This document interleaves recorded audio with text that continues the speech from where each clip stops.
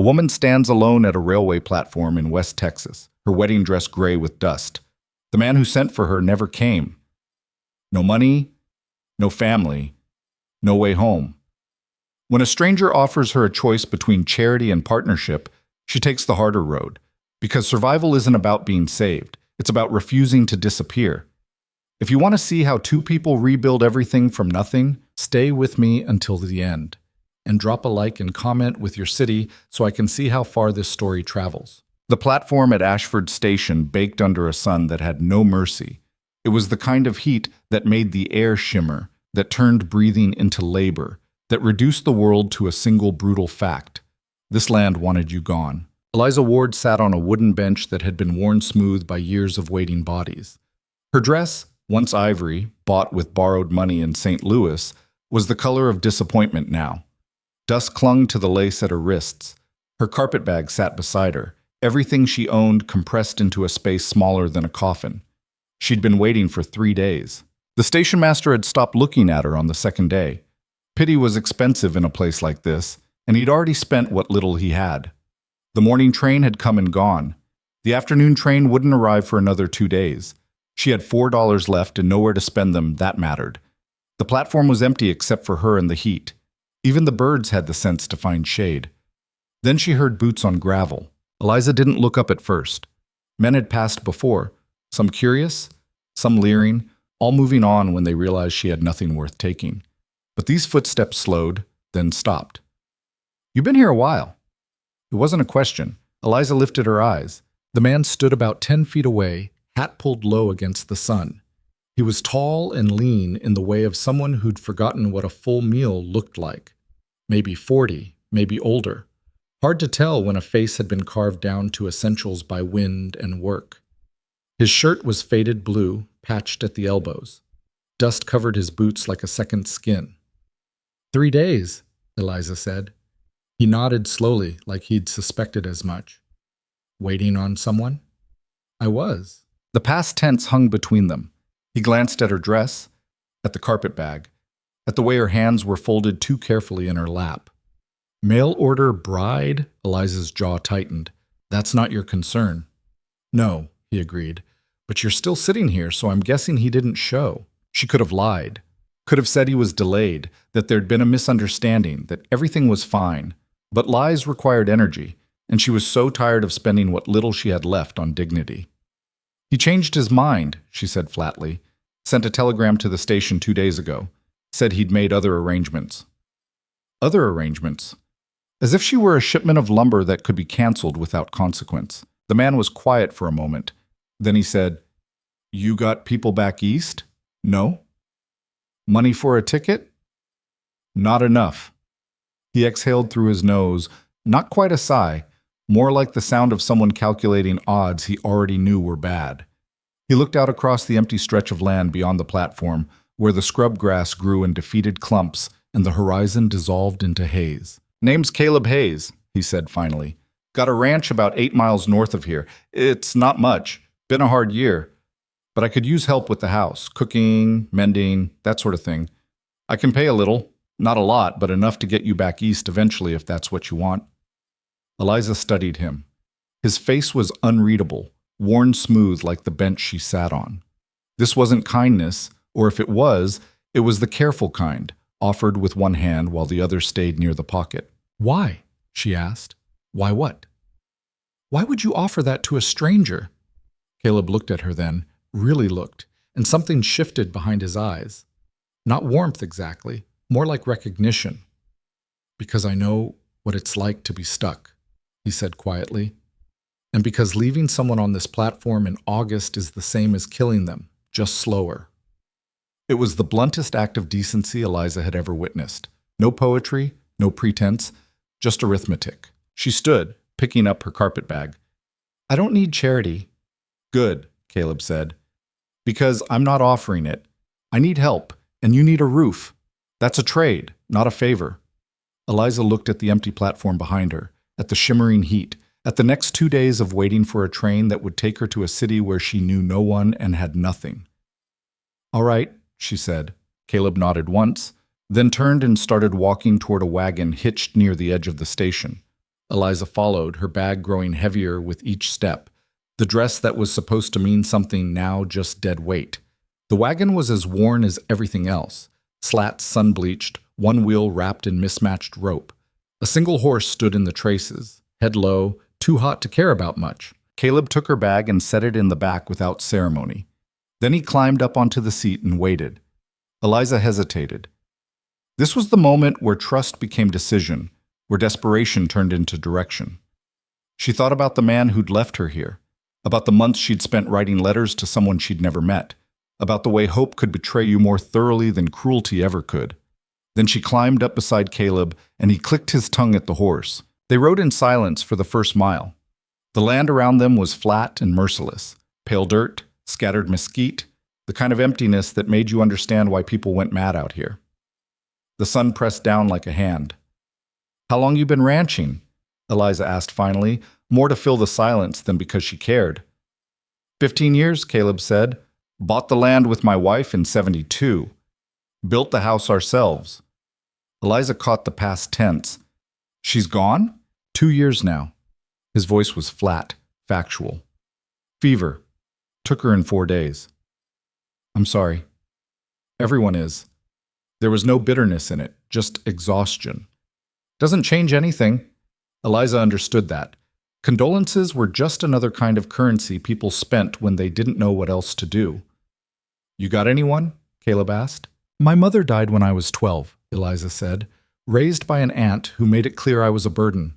She passed 3 years ago. I worked as a seamstress in St. Louis until the factory closed. After that, she shrugged. The marriage advertisement seemed like the only door left. And now you're here.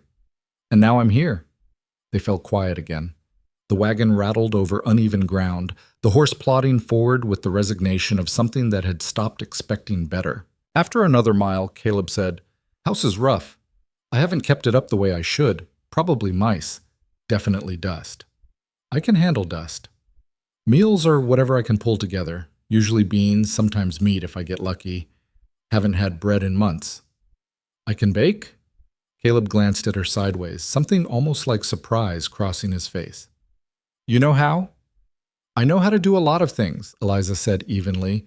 Just because I ended up on that platform doesn't mean I'm useless. For the first time, something that might have been a smile tugged at the corner of Caleb's mouth. It was gone before it fully formed, but it had been there. Didn't think you were useless, he said. Just didn't expect someone in a wedding dress to know her way around a kitchen. The dress is a mistake, Eliza said. The skills aren't. Caleb nodded, and the conversation ended there. The ranch appeared on the horizon about 20 minutes later, a low collection of buildings that seemed to crouch against the land rather than rise from it. The house was small, single-story, wood-grayed by weather. A barn stood off to one side, sagging in the middle. Fences ran in uneven lines toward a dry creek bed that looked like it hadn't seen water in years. Caleb pulled the wagon up in front of the house and climbed down. He grabbed Eliza's bag and set it on the porch without looking at her. I'll show you the kitchen, he said. Eliza followed him inside, and the smell hit her first. Stale air, old smoke, something sour she couldn't name. The front room was dim, curtains drawn against the heat. A table sat in the center, scarred and uneven. 2 chairs. No decoration. No sign that anyone had cared about this space in a long time. The kitchen was worse. Dishes piled in a basin, grease filmed across the stove, flour spilled and hardened on the counter. A pot sat on the floor, crusted with something that might have been stew once. Eliza set her bag down and looked around slowly. This wasn't neglect born of laziness. This was what grief looked like when it turned into architecture. I know it's bad, Caleb said from the doorway. His voice was tight, defensive. Eliza turned to face him. It's not bad, she said carefully. It's just been a while. 2 years, Caleb said. Then it's been waiting for someone to care again. She looked back at the kitchen. I can work with this. Caleb was silent for a long moment. Then he said, Your room's through there. Used to be storage. I cleared it out last night. Bed's clean. Eliza nodded. I'll be in the barn, Caleb said. You need anything? I'll hear you. Then he left, the door closing quietly behind him, and Eliza was alone. She stood in the dim kitchen and felt the weight of the day settle onto her shoulders. The waiting, the heat, the decision that had brought her here. She thought about the man who'd promised to marry her, who'd written letters full of careful hope, who'd vanished the moment his courage faltered. Then she rolled up her sleeves and started washing dishes. By the time the sun began its slow descent, Eliza had made a dent. The dishes were clean, the stove scrubbed, the floor swept. She'd found flour and lard and salt in the pantry, enough to make biscuits if she was careful. The smell of baking bread began to fill the house, pushing back against the stale air. Caleb came in near dusk. He stopped in the doorway of the kitchen, staring at the clean counter, the pot of beans simmering on the stove, the plate of biscuits cooling on the table. "You didn't have to do all this," he said quietly. "You said you needed help with the house," Eliza replied. "This is help." Caleb nodded slowly. He moved to the table and sat down, hands resting flat on the wood. Eliza brought the beans over, ladled them into 2 bowls, set the biscuits between them. They ate in silence. The food was simple, nothing special, but it was warm, and it was there.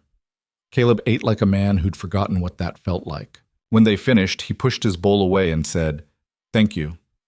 Eliza met his eyes. "You gave me a roof. I gave you a meal. We're even." "Still," Caleb said. "Thank you." Eliza nodded, and something unspoken passed between them. An agreement, maybe, or just an acknowledgement that they were both trying to survive the same brutal world in their own broken ways. That night, Eliza lay in the small room Caleb had cleared for her. The bed was narrow, the mattress thin, but it was hers. Through the thin walls, she could hear Caleb moving in the other room. Slow, deliberate steps, the creak of a chair, the sound of a man trying to fill space he'd been avoiding for too long. She thought about the train she hadn't taken, about the life she'd imagined in letters that meant nothing now. She thought about how close she'd come to disappearing entirely, swallowed by heat and indifference. And she thought about the man who'd pulled her back from that edge, not with grand gestures or false promises, but with the blunt truth that she had something to offer and he needed it. It wasn't love, it wasn't even friendship, but it was solid ground, and that was more than she'd had in a long time. The next morning, Eliza woke before dawn. Habit, maybe, or the fact that the bed was unfamiliar. She dressed quietly and stepped into the kitchen. Caleb was already gone. She could see him through the window out near the barn, moving between the shadows. She put coffee on to boil and started assessing what supplies were left. The pantry was sparse, flour running low, a few cans of beans, a sack of cornmeal that had seen better days. No sugar, no butter. Enough to survive. Not enough to live. By the time Caleb came back in, the sun was cresting the horizon and the coffee was ready. He poured himself a cup without speaking, drank it standing by the window. "I need to go into town today," he said finally. "Pick up feed. Maybe some other supplies if there's money left." "I could make a list," Eliza offered. "Things for the kitchen." Caleb glanced at her. "You know what this place can afford." "I know what poverty looks like," Eliza said evenly. "I'll keep it reasonable." Caleb studied her for a moment, then nodded. "All right, write it down." Eliza found a scrap of paper and a pencil. She kept the list short. Salt, lard, a little sugar if possible. Necessities, not wishes. Caleb took the list, folded it carefully, and slipped it into his pocket. "I'll be back by afternoon," he said. Then he hesitated, one hand on the doorframe. "You'll be all right here?" "I've been all right in worse places," Eliza said. Caleb nodded again, and then he was gone. Eliza spent the morning working. She mended a tear in one of the curtains, scrubbed the floors, pulled weeds from the small patch of dirt outside the kitchen door, where something might grow if the rain ever came. She moved through the tasks with the efficiency of someone who'd learned long ago that survival was built in small increments. Around midday, she heard a sound from the barn. Something crashing, then silence. She set down the rag she'd been using and walked outside. The barn was dim, dust motes spinning in the light that leaked through gaps in the wood. Caleb's horse stood in one of the stalls, unbothered. Near the back, a stack of crates had toppled, spilling old tools across the floor. Eliza righted the crates, stacking them more carefully this time. As she worked, she noticed something else. A workbench shoved against the far wall, covered in a tarp. She lifted one corner and saw tools underneath, a saw, a hammer, chisels, all coated in dust but still good. Someone had built things here once. Someone had cared enough to keep the tools organized, ready. She lowered the tarp and left the barn. Caleb returned in the late afternoon, the wagon bed loaded with sacks of feed and a small crate of supplies. He unloaded in silence, and Eliza helped without being asked. When they brought the last sack into the house, Caleb set the crate on the kitchen table. "Got what you asked for," he said, "and a little extra." Eliza opened the crate. Salt, lard, sugar, and a small bag of dried apples. She looked up at him. "You didn't have to do that." "I know," Caleb said. "But you made bread yesterday. Thought maybe you could make something else." Eliza felt something strange tighten in her chest. Not quite gratitude, not quite surprise. Just the odd weight of being seen. "I'll make pie," she said quietly. "Good," Caleb said. Then he turned and walked back outside, leaving Eliza alone with the supplies and the realization that kindness, even the small kind, could still catch her off guard. The days began to blur into a rhythm. Eliza woke early, made coffee, cooked whatever meals the pantry allowed. Caleb worked the land, feeding the cattle, mending fences, hauling water from the creek bed that had only a trickle left. They spoke little, but the silence between them was no longer uncomfortable. It was the silence of two people who understood that words were expensive and action was currency. One evening, about a week after Eliza had arrived, she was cleaning up after supper when Caleb spoke from the doorway. "I've been thinking," he said. Eliza turned, drying her hands on a rag. "About what?" "The drought," Caleb said. "It's not breaking. Creek's almost dry. If we don't get rain soon, I'm going to lose the cattle. Maybe the ranch." Eliza nodded. She'd seen the way the land looked, brittle, gasping. "What are your options?" "Not many," Caleb admitted. "I could sell off some of the herd now, take a loss, or I could gamble that the rain comes before they all die." "That's not much of a gamble." "No," Caleb agreed. "It's not." He stepped into the room, arms crossed, the lines around his eyes deeper in the lamplight. "There's another option," he said slowly. "Something I've been turning over for a while now. It's risky, probably stupid." "What is it?" "There's a low spot about a mile north of here," Caleb said. "Natural basin. If I could build a dam across the narrow end, I could trap water when the rains do come. Store it. Use it through the dry season." Eliza considered this. "You'd need to build something strong enough to hold back water." "I would." "You'd need time, and materials, and someone to help you." Caleb met her eyes. "I know." Eliza set the rag down on the counter. "You're asking me." "I'm telling you what I'm thinking," Caleb said carefully. "If you've got an opinion, I'd hear it." Eliza thought about the ranch, about the cattle she'd seen standing listless in the heat, about the way Caleb moved through this place like a man trying to hold together something that wanted to fall apart. "I think it's better than waiting to die," she said finally. Caleb's shoulders relaxed just slightly. "Then we start tomorrow." "We?" "You said you wanted to help." Caleb's tone was even. "This is help." Eliza looked at him for a long moment, then nodded. "All right." The work started before dawn. Caleb hitched the horse to the wagon, loaded it with tools, and drove them north across the scrubland. Eliza sat beside him, wearing one of his old shirts over her dress, a hat pulled low against the sun. The basin was exactly as he'd described, a shallow depression in the land, maybe 50 feet across, ringed by low hills. A trickle of water still ran through the center, pooling in a few places before disappearing into the cracked earth. "It doesn't look like much now," Caleb said, "but when the rain comes, this whole area fills. If we can block that end." He pointed to the narrow gap where the water flowed out. "We can trap it." Eliza climbed down from the wagon and walked the perimeter, studying the slope, the soil, the way the water moved. It was ambitious, maybe impossible. "How high does the water get?" she asked. 4 feet in a good year," Caleb said. "Maybe 5. Then you need something at least 6 feet tall, maybe 7, to be safe." Caleb nodded. "I was thinking stone and timber. Reinforce it with clay." Eliza looked at the gap again. "You ever built a dam before?" "No?" "Then we're both learning." Caleb almost smiled. "Guess so." They spent the first day clearing the site, pulling up scrub, moving rocks, leveling the ground where the dam would sit. The work was brutal. The sun climbed and pressed down, turning the air thick. Eliza's hands blistered within the first hour, but she didn't stop. Caleb worked beside her, methodical and silent, digging with the kind of focus that came from necessity. By midday, they'd cleared a section wide enough to start laying stone. Caleb fetched water from the wagon, and they drank in the shade of a scraggly mesquite, too tired to talk. "You don't have to do this," Caleb said after a while. Eliza looked at him, sweat streaking her face, her arms aching. "You already said that." "I mean it." "So do I." Eliza took another drink, then stood. "Let's keep going." They worked until dusk, hauling stone, packing clay, shaping the foundation. By the time they loaded the wagon and started back, Eliza's whole body felt like it had been wrung out and left to dry. That night, she barely made it through supper before collapsing into bed. But the next morning, she got up and did it again.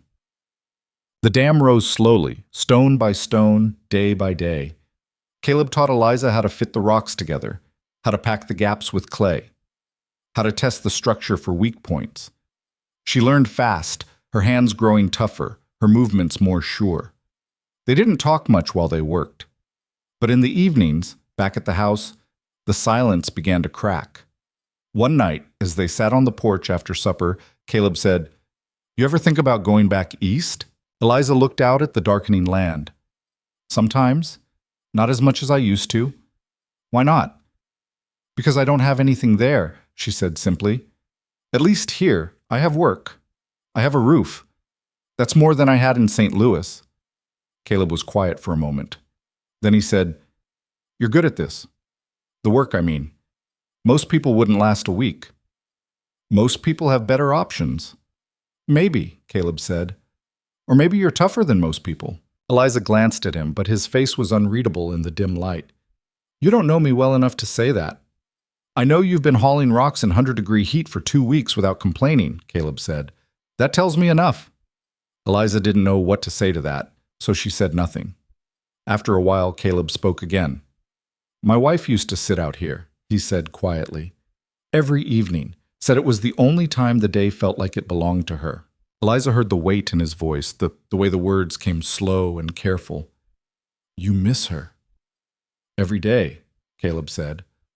"But it's different now. At first it felt like drowning. Now it just feels like—" He trailed off, searching. "Like carrying something heavy. You get used to the weight, but it doesn't get lighter." Eliza understood that. "My mother used to say grief was just love with nowhere to go." Caleb looked at her then, really looked, and something in his expression shifted. "She sounds smart." She was. They sat in silence after that, the night settling around them, and for the first time since Eliza had arrived, the house didn't feel quite so empty. 3 weeks into the project, the dam was waist-high and solid. Caleb stood back one afternoon, hands on his hips, studying their work. "It's going to hold," he said. Eliza wiped sweat from her forehead. "You sound surprised." "I am," Caleb admitted. "I didn't think we'd get this far." "Then why start?" Caleb looked at her. "Because doing nothing felt worse." Eliza nodded. She understood that too. They were packing up the tools when Eliza heard hoofbeats. She turned and saw 3 riders approaching from the south, moving fast. Caleb's posture changed immediately, shoulders tight, jaw set.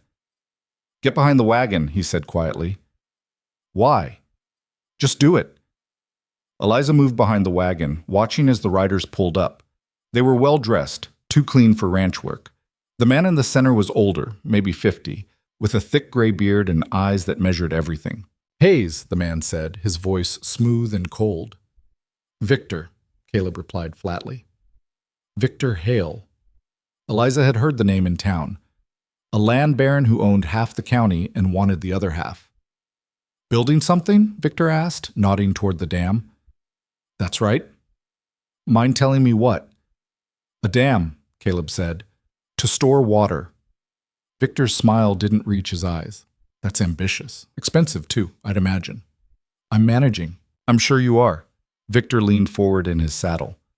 "Thing is, Caleb, that water you're planning to trap, it flows through my land downstream. You dam it up here. You're stealing from me." The water's not yours, Caleb said evenly. Everything downstream is mine, Victor said. And if you think I'm going to let you choke off my supply, you're more foolish than I thought. Caleb's hands curled into fists. I'm not stealing anything. I'm surviving. Then survive somewhere else. Victor straightened. You've got 1 week to tear that down? If you don't, I will. He turned his horse and rode off, the other 2 men following. Eliza stepped out from behind the wagon. Who was that? Trouble, Caleb said quietly. He stared at the dam for a long time, and Eliza saw something flicker across his face. Doubt, maybe, or just exhaustion. We're not stopping, she said. Caleb looked at her. You heard him. I heard him, Eliza said. And I'm telling you, we're not stopping. Caleb studied her, then nodded slowly. All right. They climbed back onto the wagon and rode home in silence, the dam standing behind them like a promise neither of them was sure they could keep. Victor Hale's threat hung over the ranch like smoke that wouldn't clear. Caleb didn't speak much on the ride back. His jaw working in that way Eliza had come to recognize meant he was chewing on something he couldn't spit out. When they reached the house, he unhitched the horse without a word and disappeared into the barn. Eliza stood in the yard, dust settling around her boots, and felt the weight of what had just happened. A week. They had a week before Victor made good on his promise, and the dam was barely half finished. She went inside and started supper, her hands moving through the familiar motions while her mind worked the problem. The beans went into the pot. The cornbread batter came together. But underneath it all was the question neither of them had said aloud yet. What were they actually fighting for? Caleb came in after dark. He sat at the table and ate without tasting, his eyes fixed on something only he could see. We could tear it down, Eliza said finally. Caleb's fork stopped halfway to his mouth. What? The dam. We could tear it down. Give Victor what he wants. And then what? Caleb set the fork down carefully. Wait for the drought to kill everything? Sell off the herd at a loss and walk away? You'd still have the land. Land's worthless without water. Caleb pushed his plate away. Victor knows that. He's been buying up every struggling ranch in the county for the past 5 years, waiting for people to break so he can swoop in and take what's left for pennies. And you think building this dam will stop him? I think it's the only chance I have. Caleb's voice was flat, tired. He controls the town, the bank, half the water rights in the territory.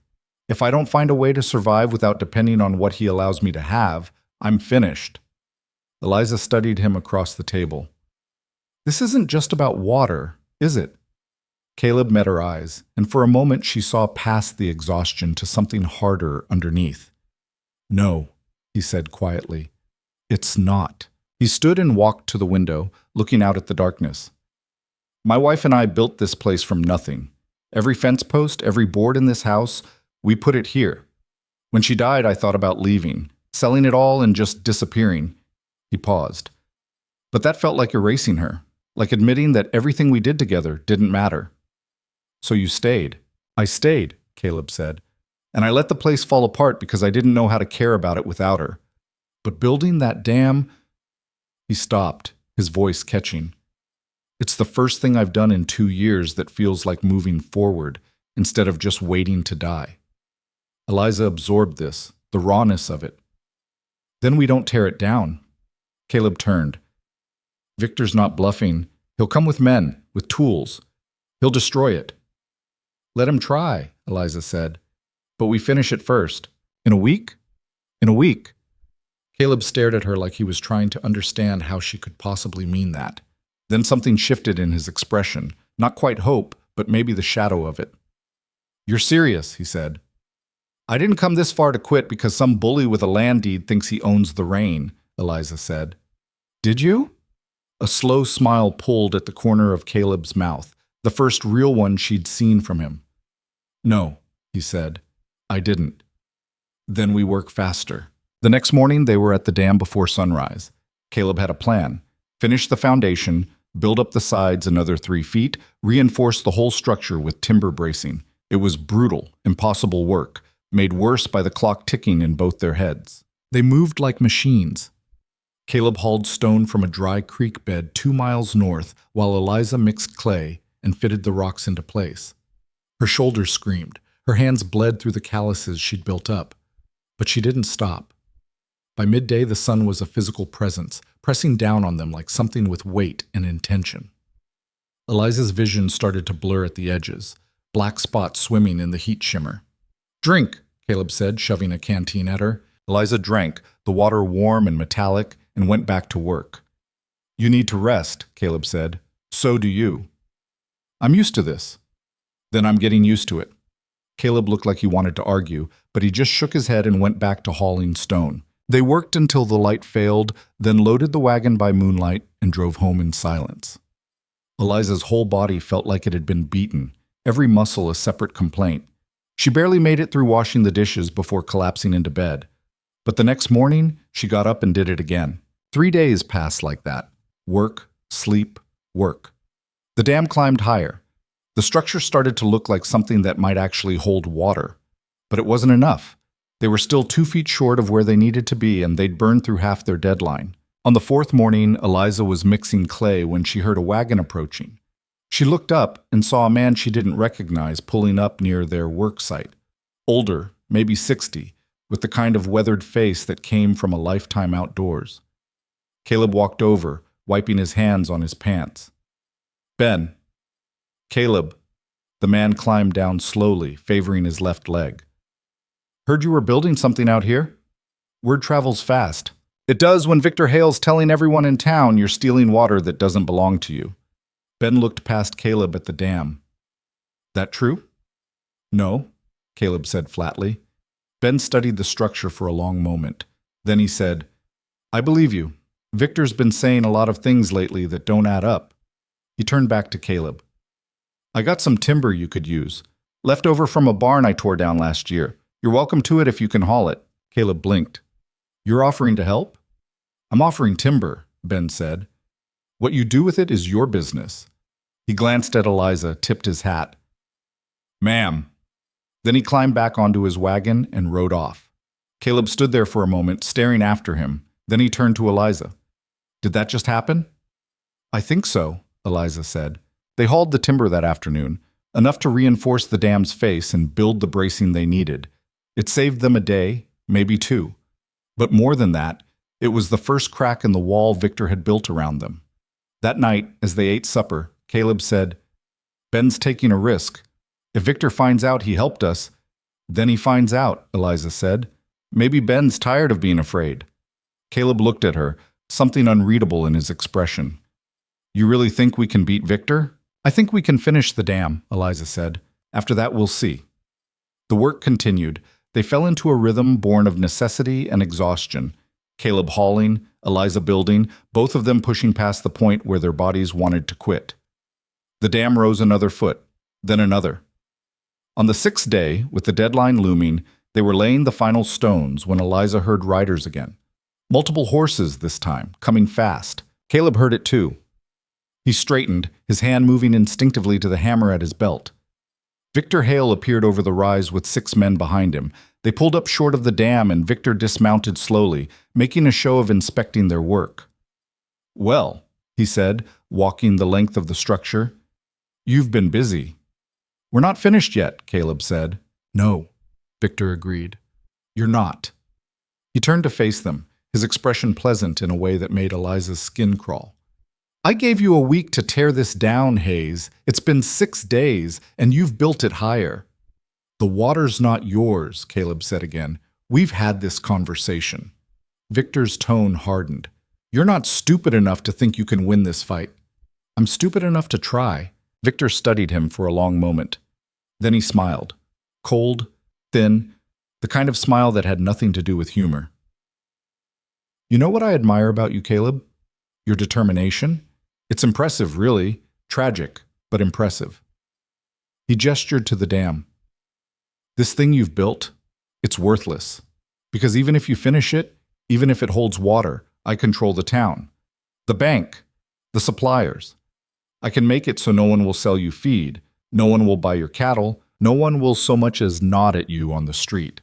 Then I'll survive without them," Caleb said. "Will you?" Victor stepped closer. "You're already hanging by a thread. How long do you think you'll last when the whole county turns against you?"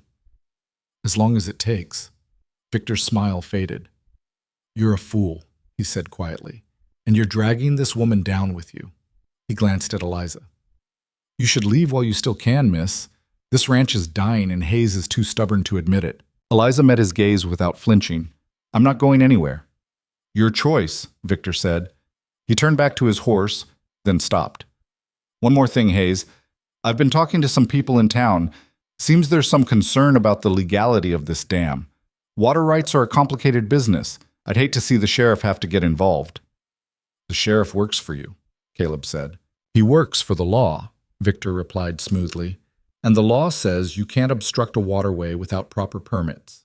Do you have permits, Caleb?" Caleb said nothing. "I didn't think so." Victor mounted his horse. "You've got until tomorrow at sundown. After that, I'm filing a complaint, and the sheriff will tear down this dam himself. Save us all a lot of trouble if you just do it now." He rode off, his men following, and the silence they left behind felt heavier than the heat. Eliza watched them disappear over the ridge. "Can he do that? Use the sheriff?" "He can do whatever he wants," Caleb said bitterly. "He owns enough people that the law bends whichever way suits him." "Then we finish it tonight." Caleb turned to her. "Eliza, we finish it tonight," she repeated, "before he can stop us. Even if we do, it won't matter. He'll find another way to tear it down." "Maybe," Eliza said, "but at least we'll have tried." Caleb looked at her for a long time, and she saw the exhaustion in his eyes, the weight of fighting a battle he'd been losing for 2 years. But underneath that there was something else, something that hadn't been there when she first met him on that train platform. "All right," he said quietly, "let's finish it." They worked through the night. Caleb rigged lamps on the wagon, casting harsh shadows across the dam. They laid stone by lamplight, packed clay with hands that had stopped feeling pain hours ago, braced the structure with the last of Ben's timber. Eliza lost track of time. There was only the work: lift, place, pack, repeat. Her muscles moved on instinct. Her mind went somewhere else, somewhere beyond exhaustion, where thought became action without the need for decision. Caleb worked beside her, relentless, his face gaunt in the lamplight. Once, he stumbled, catching himself on the wagon. Eliza grabbed his arm. "You need to rest," she said. "So do you." "I'm serious, Caleb. You're going to collapse." He pulled his arm free gently. "We're almost done." "And if you kill yourself finishing it, what's the point?" Caleb met her eyes, and something passed between them, an understanding that had nothing to do with words. "The point is, it gets finished," he said quietly. "Whatever happens after, at least we did this." Eliza wanted to argue, but she understood. This wasn't about the dam anymore. It was about refusing to be erased. They went back to work. Dawn came slowly, the sky lightening in shades of gray and gold. By the time the sun cleared the horizon, the dam was finished, 7 feet tall, solid, reinforced with timber and packed clay. It wasn't beautiful, it wasn't perfect, but it was done. Caleb stood back, swaying slightly, and looked at what they'd built. His eyes were red-rimmed, his face gray with exhaustion and dust. "We did it," he said, his voice barely above a whisper. Eliza nodded, too tired to speak. They loaded the tools onto the wagon and climbed up. The ride back was quiet, both of them too drained to talk. When they reached the house, Caleb unhitched the horse, and Eliza stumbled inside, peeling off her dust-caked clothes and collapsing onto the bed still wearing her undergarments. She slept through the day and into the evening, a black, dreamless sleep that felt like falling. When she woke, the house was dark. She sat up slowly, her body one massive ache. Through the window, she could see lamplight in the kitchen. She dressed and walked out to find Caleb sitting at the table, staring at a cup of coffee that had gone cold. He looked up when she entered. "How long was I out?" Eliza asked. "About 12 hours. Caleb's voice was rough. "I checked on you a few times. You didn't move." Eliza sat down across from him. "Did you sleep?" "Some." She doubted that. "What happens now?" Caleb turned the cup slowly in his hands. "I don't know. Victor's not going to let this go. He'll come, probably with the sheriff, and they'll tear it down. Then we stop them." "How?" Caleb looked at her, and the defeat in his eyes was worse than any exhaustion. "It's me against the whole town. I can't win that fight." "You're not alone," Eliza said. "Ben gave me timber," Caleb said. That's one man. Victor has dozens. Then we find more. Caleb shook his head. You don't understand how this works. People are scared of Victor. They won't stand up to him. Not for me. Have you asked them to? What? Have you asked anyone for help? Eliza leaned forward. Or have you just assumed they'd say no? Caleb didn't answer. You've been carrying this alone for so long, you've forgotten what it's like to let someone else shoulder the weight, Eliza said. But you brought me here. You let me help with the dam. Maybe it's time to stop assuming you have to do everything yourself. Caleb stared at her, something working behind his eyes. Then he stood abruptly. I need to go into town. Now? It's almost midnight. I need to talk to people before Victor poisons the well completely. He grabbed his hat. You should stay here. Like hell I should. Caleb paused at the door. Eliza, if you're going to ask for help, you're going to need someone to back up your story, she said. I was there. I helped build it. That means something. Caleb looked like he wanted to argue, but he just nodded. Get your coat.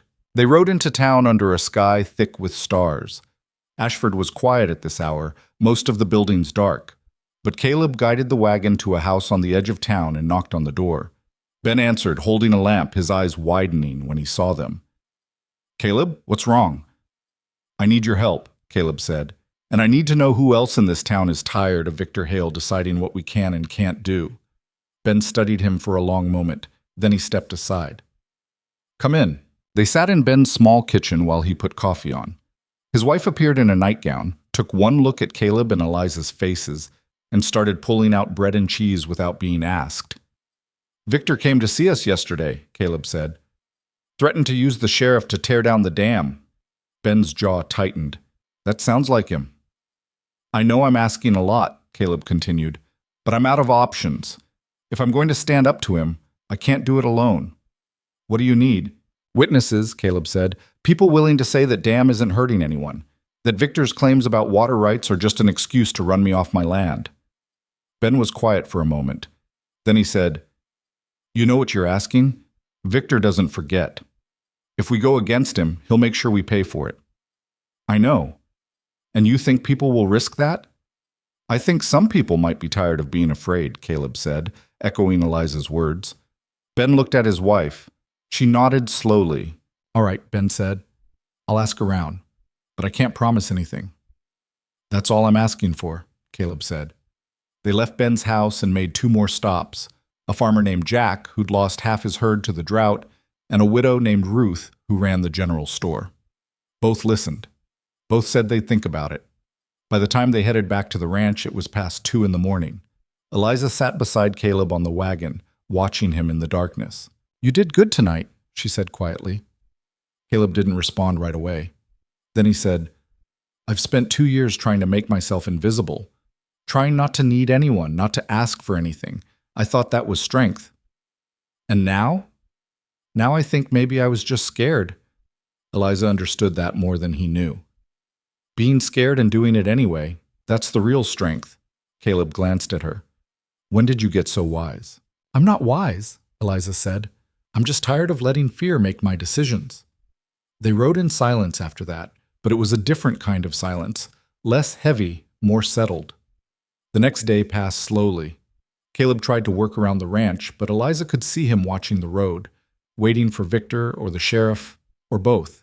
She kept herself busy in the kitchen, baking bread they didn't need just to have something to do with her hands. Near dusk, riders appeared on the horizon. Caleb stepped out onto the porch, and Eliza joined him. But it wasn't Victor. It was Ben, with Jack and Ruth, and 3 other people Eliza didn't recognize. They pulled up in front of the house, and Ben dismounted. Figured you could use some company, he said, in case the sheriff comes calling. Caleb stared at them. You came. We talked it over, Ruth said from her wagon, and we decided we're tired of Victor deciding what's right for this town. One of the men Eliza didn't know spoke up, younger, maybe 30, with a blacksmith's build.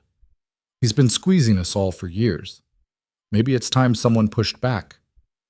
Caleb looked like he didn't know what to say. This could cost you.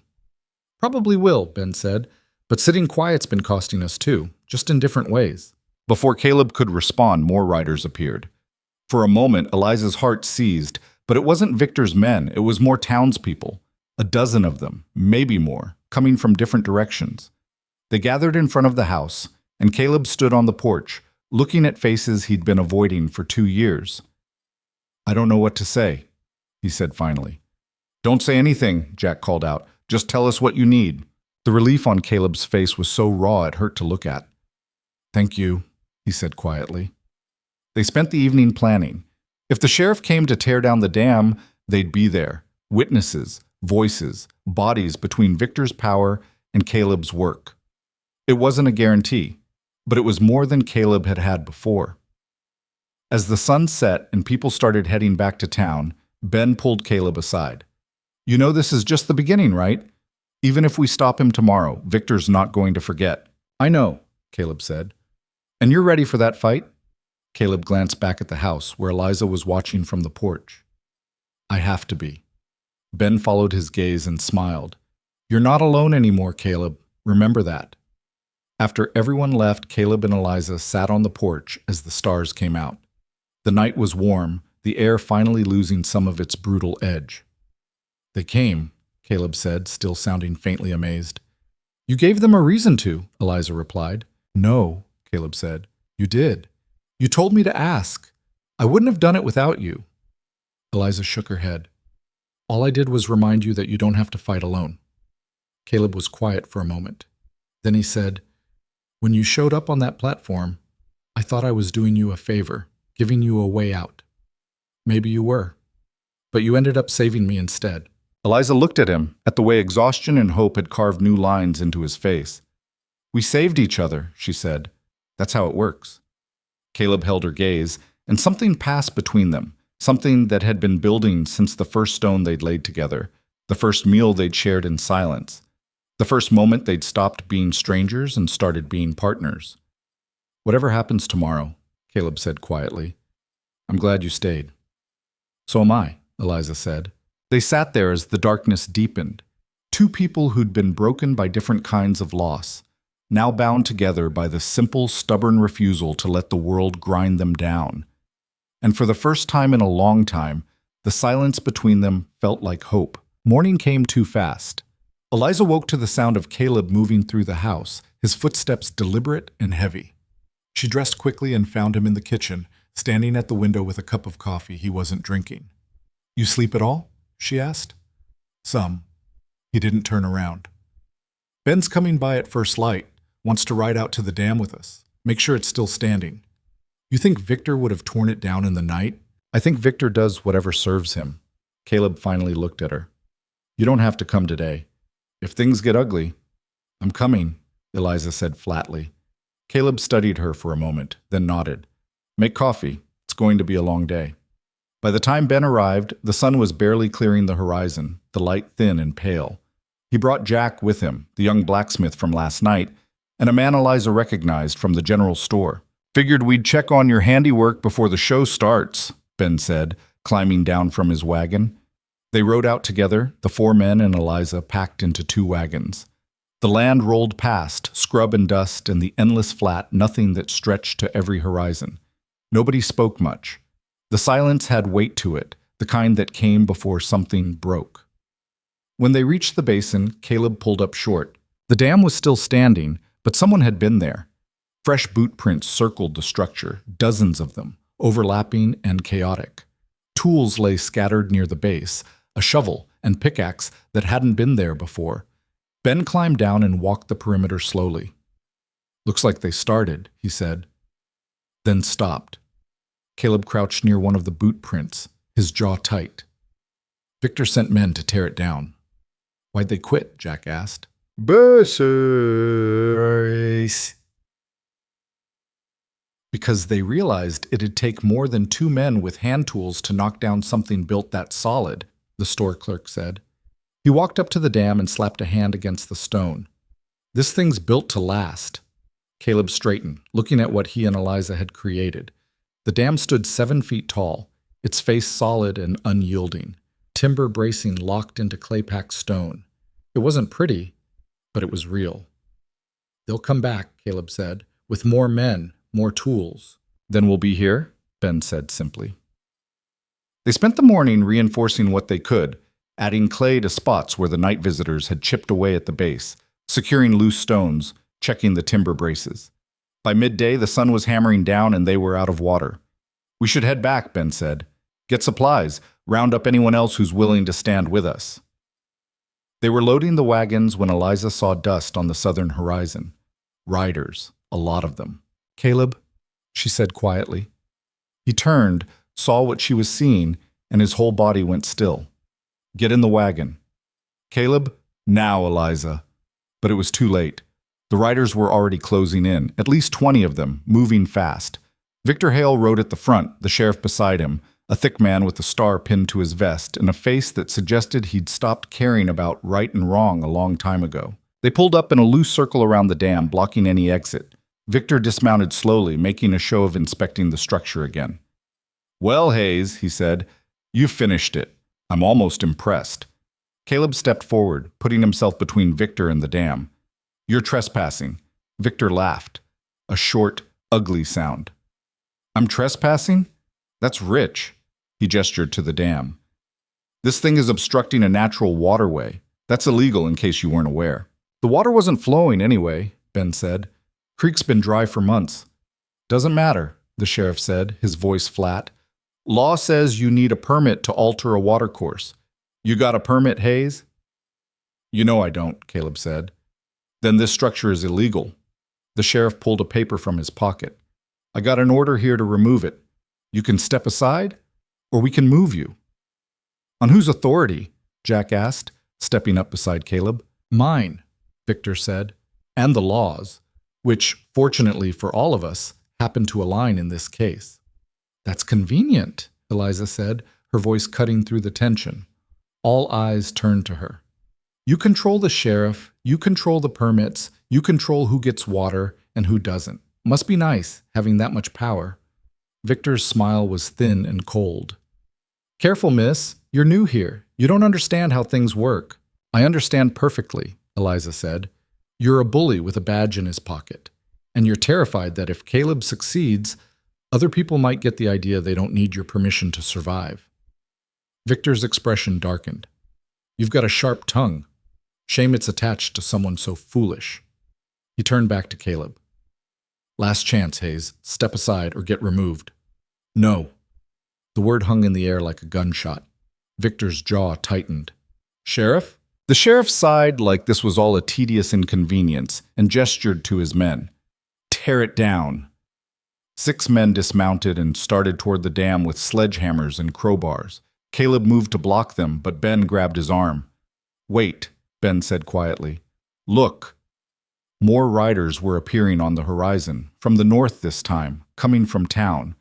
Within minutes, another 24 people had arrived, pulling their wagons up in a line between Victor's men and the dam. Ruth was there, and the blacksmith's wife, and the farmer who'd lost his cattle. People Eliza had never seen before, people who'd heard somehow that this was the day to choose, climbed down from their wagons and stood shoulder to shoulder. Victor stared at them, his expression shifting from irritation to something harder. What is this? This is us telling you we're done, Ruth said. Her voice was steady, no hesitation. You've been squeezing this town for years, Victor, taking what you want, deciding who gets to make it and who doesn't. Well, Caleb's dam isn't hurting anyone, and we're not letting you tear it down. You don't have a say in this, Victor snapped. Actually, we do, Ben said. See, the law you're citing, it applies to navigable waterways, but this creek's been dry for 6 months. Nothing's navigating it, which means your order is based on a law that doesn't apply. The sheriff's face reddened. That's for a judge to decide. Fine, Jack said. Then take it to a judge, but until you do, nobody's touching that dam. Victor looked at the crowd, at the line of people standing between him and what he wanted, and Eliza saw something flicker across his face. Surprise, maybe, or the beginning of doubt. He'd built his power on fear and isolation, on people being too scared or too alone to push back, but now they weren't alone anymore. You're making a mistake, Victor said, his voice low and dangerous. All of you. Maybe, Caleb said, but it's our mistake to make. Victor stared at him for a long moment, his hands curling into fists. Then he turned to the sheriff. Arrest him. Obstruction of justice. The sheriff hesitated, looking at the crowd. Victor, I don't think... I said arrest him. The sheriff took a step forward, and suddenly everyone moved at once. The townspeople surging forward, Victor's men reaching for weapons they weren't quite willing to draw. For a second, the whole thing balanced on the edge of violence. Then a voice cut through the chaos. Stop! Everyone turned. A man in a dark suit was riding toward them from the west, alone, his horse kicking up dust. He pulled up and dismounted with the kind of authority that made even Victor pause. Who the hell are you? Victor demanded. Name's Daniel Ross. I'm a land surveyor out of Austin. He pulled a rolled paper from his saddlebag. I was hired to map the water rights in this county, and I thought you all might be interested in what I found. This doesn't concern you, Victor said. Actually, it does. Ross unrolled the map, holding it up so everyone could see. This creek Hayes is damming, according to the Territorial Survey from 1874. It's classified as an intermittent tributary with no primary water rights assigned. That means it's open water. Anyone can use it, long as they don't interfere with downstream primary rights. He looked at Victor. And since you don't hold primary rights to anything downstream, those belong to the Miller Ranch, which sold out to the territory 5 years ago. Hayes isn't interfering with anything. Victor's face went pale, then red. That survey's 30 years old. Still legally binding, Ross said. I checked with the territorial office before I rode out here. Hayes has every right to build that dam. You, on the other hand, have no legal standing to stop him.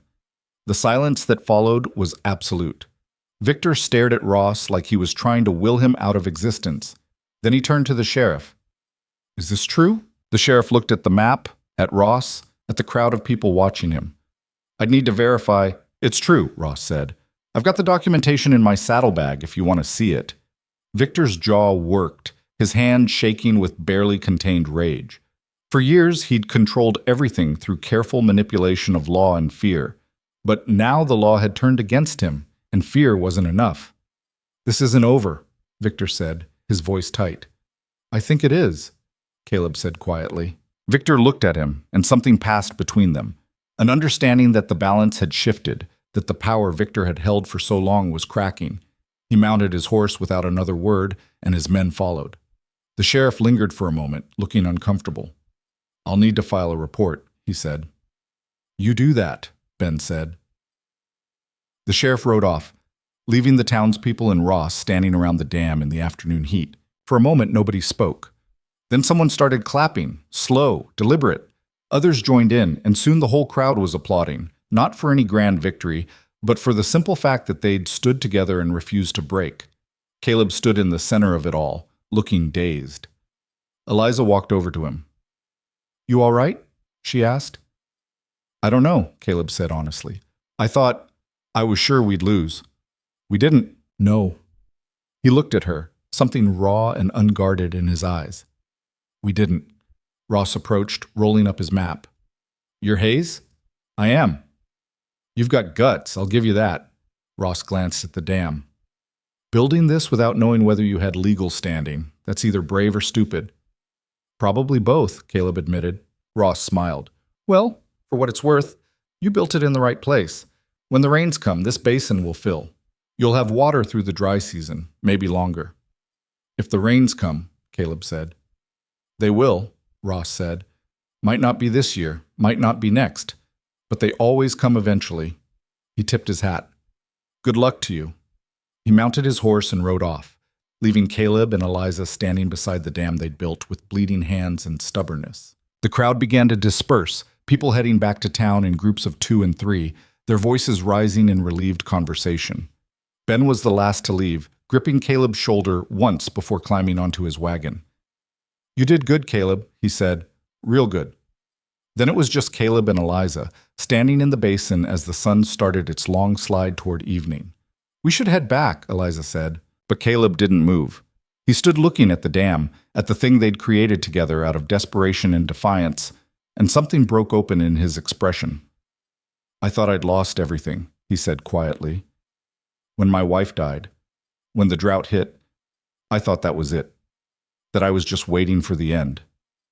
And now? Now I don't know what I'm doing. He turned to her.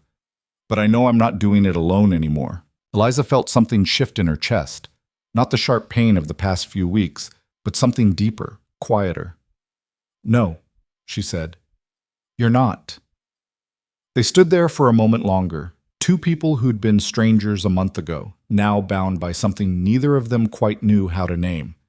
Then they climbed into the wagon and headed home. The house felt different when they got back, like the walls had exhaled. Eliza made supper while Caleb tended the animals, and when they sat down to eat, the silence between them was comfortable in a way it hadn't been before. What do you think Victor will do now? Eliza asked. Caleb chewed slowly, considering. I don't know.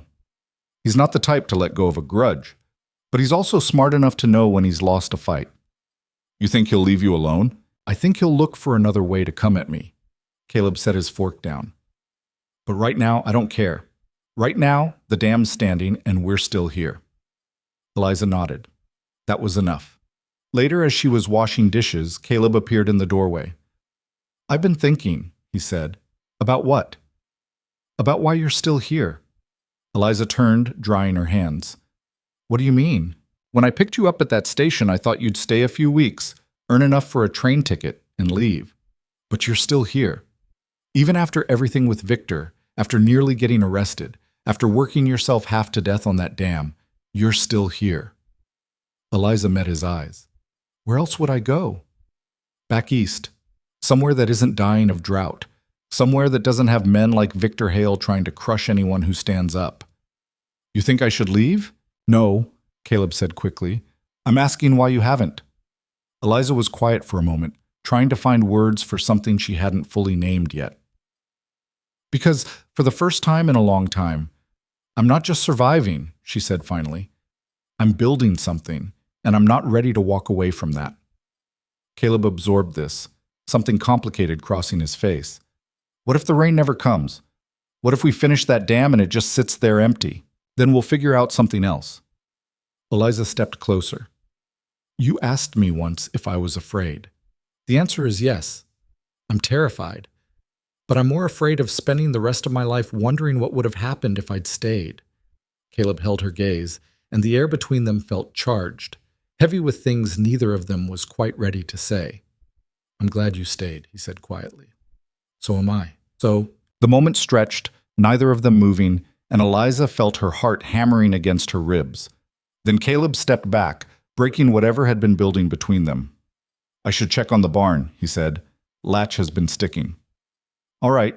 He left, and Eliza stood alone in the kitchen, her hands shaking slightly. She knew what was happening, could feel it in the way her chest tightened when he looked at her, in the way his voice changed when he said her name. But knowing and doing something about it were different things. She finished the dishes and went to bed, but sleep was a long time coming. The next few days passed in relative quiet. Caleb worked the ranch, Eliza kept the house running, and neither of them mentioned Victor, or the dam, or the moment in the kitchen that had almost become something else. But word had spread through town. People Eliza had never met started showing up, dropping off supplies, offering to help with repairs, just checking in.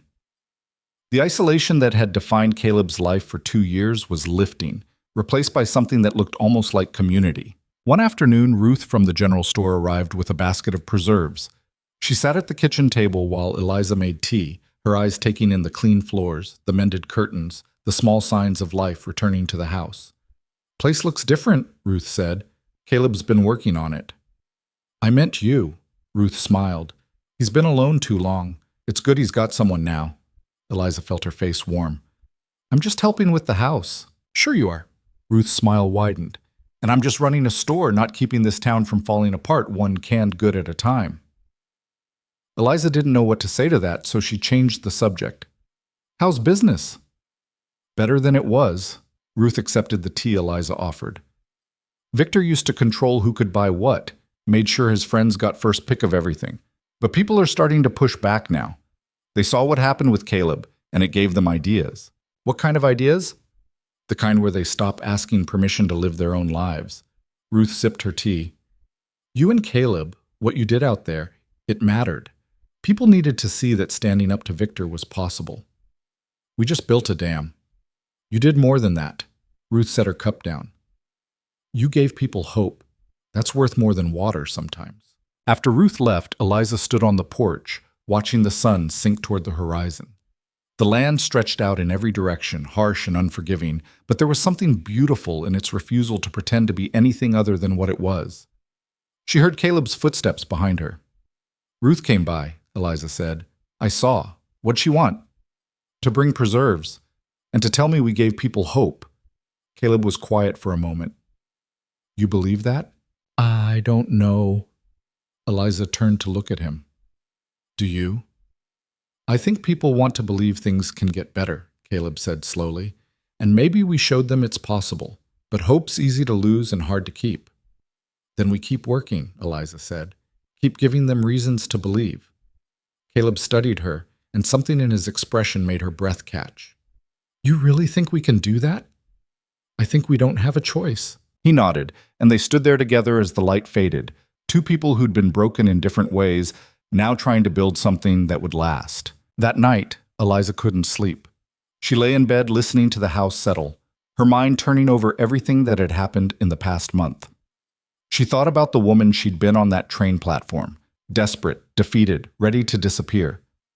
She thought about the woman she was becoming, stronger, surer, still afraid but no longer paralyzed by it. She thought about Caleb, about the way he looked at her when he thought she wasn't watching, about the careful distance he maintained even as the space between them seemed to shrink.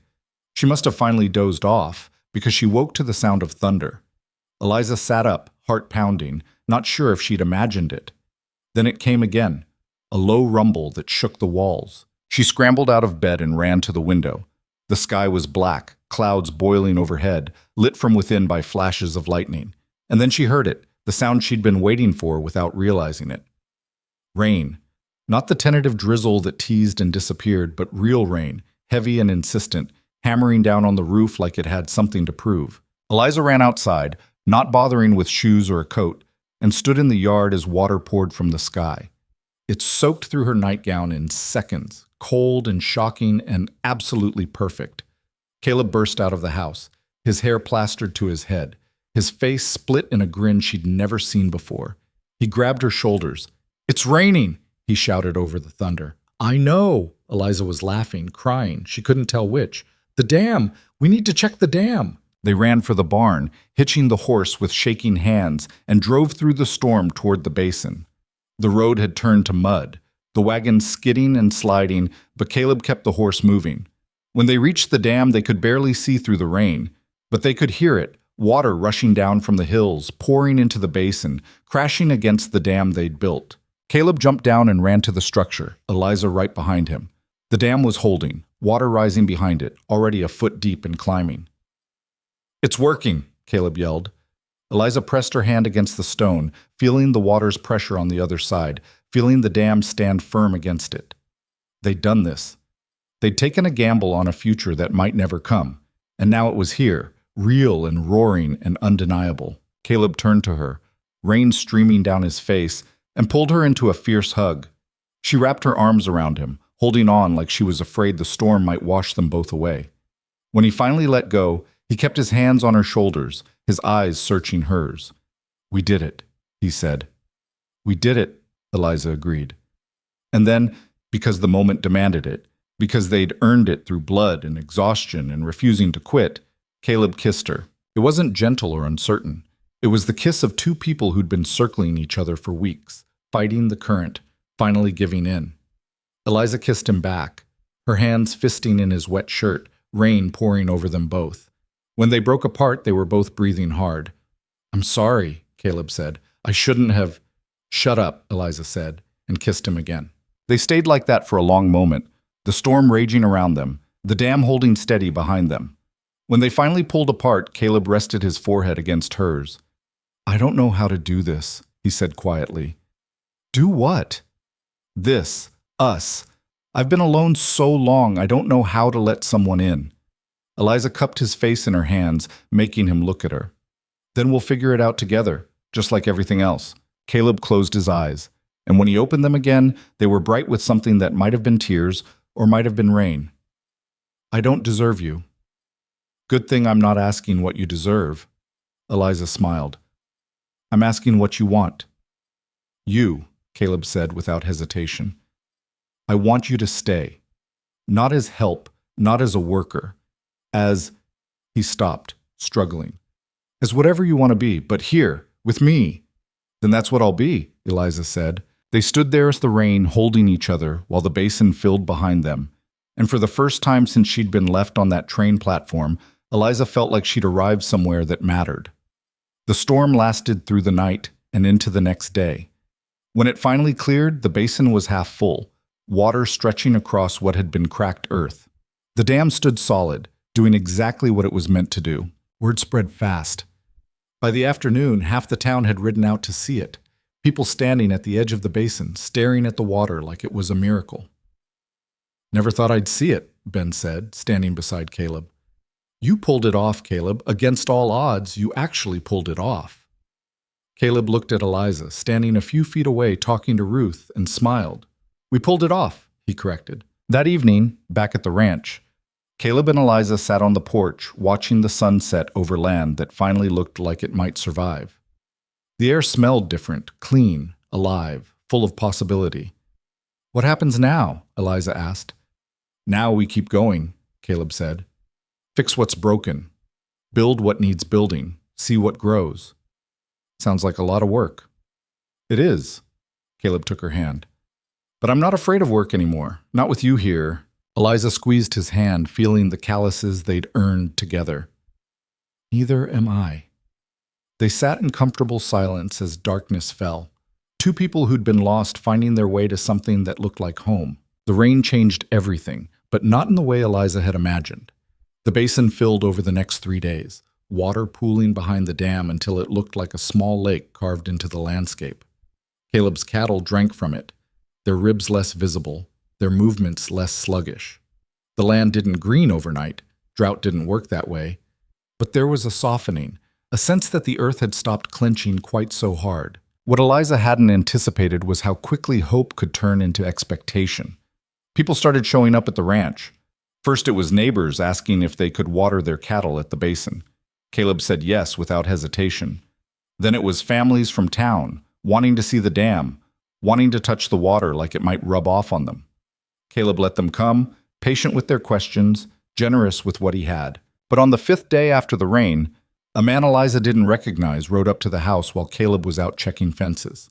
He was young, maybe 25, with the kind of face that looked like it had never seen a hard day. Is Hayes here? He asked, not bothering to dismount. He's working, Eliza said from the porch. Can I help you? The man looked her up and down in a way that made her skin crawl. I heard he's got water, thought he might sell some. The water's not for sale. Everything's for sale if the price is right. The man grinned. Tell Hayes I'll pay fair, better than he'd get from anyone else. I'll tell him you stopped by, Eliza said evenly, but the answer will be the same.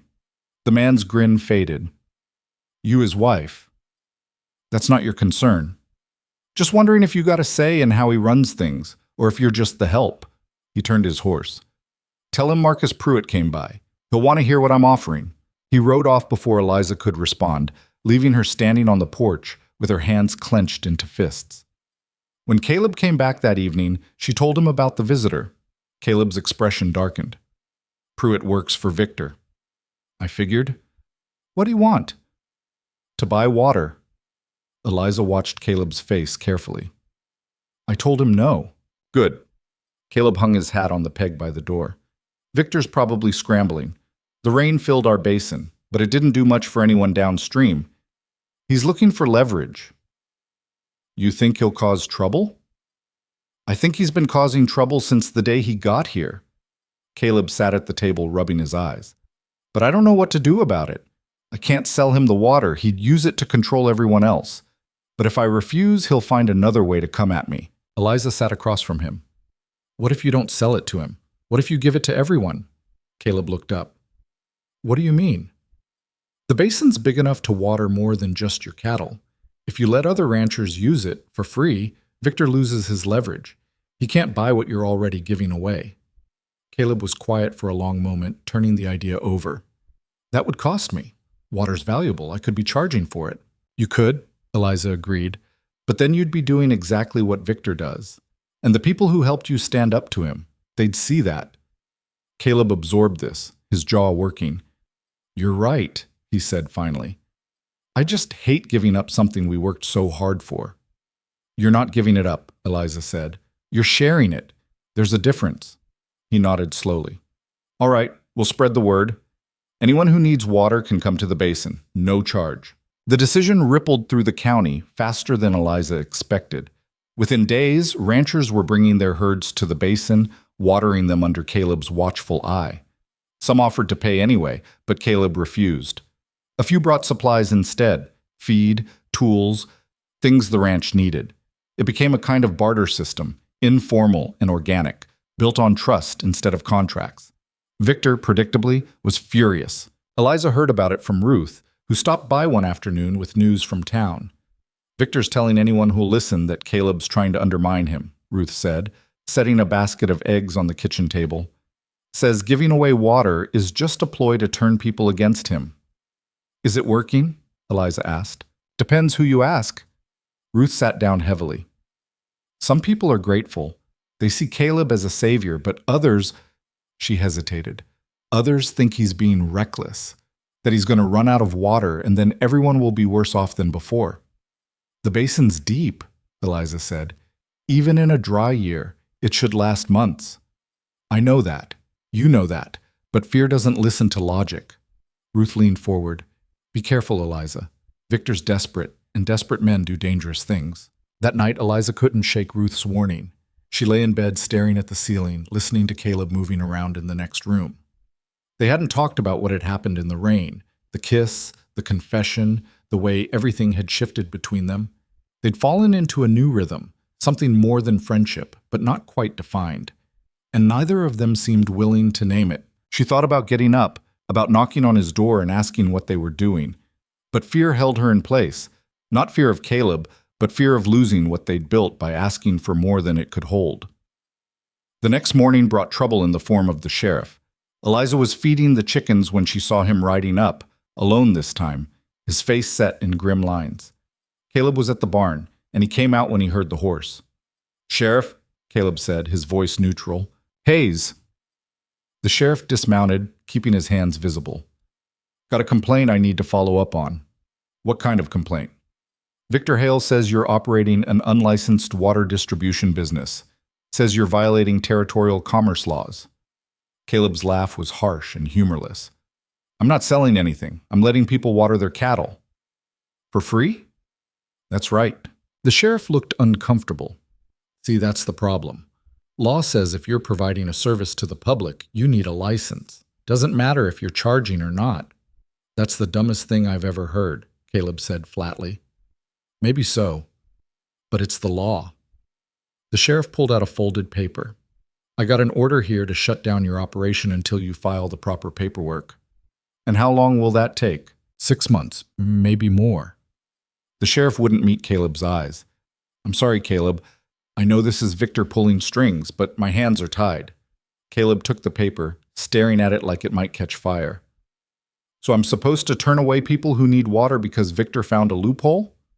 You're supposed to follow the law. The law, Caleb said slowly, seems to work real well for men like Victor and real poorly for everyone else. The sheriff had no answer to that. He mounted his horse, looking miserable. I'll give you 3 days to comply. After that, I'll have to start fining you. He rode off, and Caleb stood in the yard holding the paper like it was poison. Eliza walked over to him. What are you going to do? I don't know. Caleb's voice was tight with frustration. If I stop letting people use the water, Victor wins. But if I keep going, the fines will bankrupt me. What about the paperwork? Can you file for the license? In 6 months? By then the drought could be back. People need water now, not half a year from now. He crumpled the paper in his fist.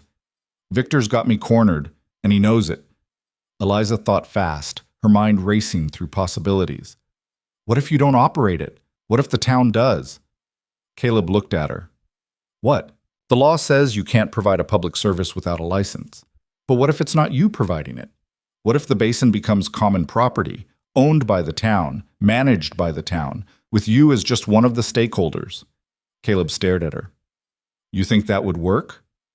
I think it's worth asking someone who knows the law better than Victor's sheriff. They rode into town that afternoon and found Daniel Ross, the surveyor, at the boarding house. He listened to Eliza's idea, his expression thoughtful. "It's clever," he said finally. "If the basin is held in common trust, with multiple owners, then it's not a commercial operation. It's a community resource, like a town well." "Can we do that?" Caleb asked. "You'd need to file articles of incorporation, establish a board of trustees, transfer ownership from yourself to the trust." Ross pulled out a notebook and started sketching. "It's complicated, but it's legal, and it gets you out from under Victor's thumb." "How long would it take?" 2 weeks, maybe 3, if we move fast and file in Austin instead of going through the territorial office here." Ross looked up. "But you'd be giving up sole ownership of that water, Caleb. Once it's in trust, you don't get to make all the decisions anymore." Caleb glanced at Eliza. She could see him weighing it. Control versus community, power versus partnership. "I didn't build that dam to own something," Caleb said finally. "I built it to survive. If putting it in trust means everyone survives, then that's what we do." Ross smiled. "Then let's get started." Over the next 2 weeks, Caleb's life became a storm of paperwork and meetings. Ross drafted the documents, but Caleb had to gather signatures from people willing to serve as trustees. He rode from ranch to ranch, explaining the plan, asking for support. Most people agreed immediately. A few hesitated, worried about Victor's retaliation, but eventually came around. By the end of the first week, Caleb had 12 trustees signed on, ranchers, townspeople, even Ruth from the general store. Eliza watched him work himself to exhaustion, riding out each morning and coming back after dark, his face drawn but determined. She kept the house running, made sure he ate, and tried not to think about what would happen if Victor found a way to block this too. On the 10th day, Victor made his move. Caleb was in town filing papers at the land office when Victor walked in with 3 men Eliza recognized from the showdown at the dam. She was with Caleb, and she felt the temperature in the room drop. "Hayes," Victor said pleasantly, "I heard you're trying to give away what doesn't belong to you." "The water belongs to whoever needs it," Caleb said without turning around. "That's a nice sentiment. Unfortunately, I've been looking into the survey Ross showed us." Victor pulled out his own set of papers.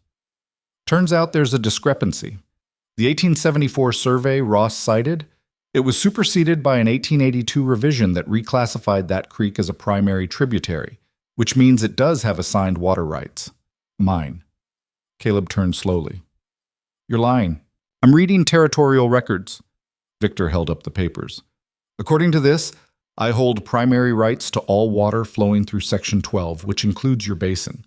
That means every drop in that dam legally belongs to me." Ross appeared from the back office, his face pale. "Let me see those." Victor handed them over with a smug smile. Ross read quickly, his expression growing grimmer. "Is it real?" Caleb asked. Ross nodded slowly. "It's real. Filed in 1882, signed by the territorial governor." He looked up at Victor. "How did you even know about this?" "I make it my business to know things." Victor's smile widened. "So here's how this is going to work, Hayes. You shut down your little charity operation, you file for the proper licenses under my supervision, and you pay me a licensing fee for every gallon of my water you use. Or," he paused for effect, "I file a claim for damages and sue you for everything you've got." "You can't do that," Eliza said, stepping forward. "I can do whatever the law allows, miss, and the law is very clear."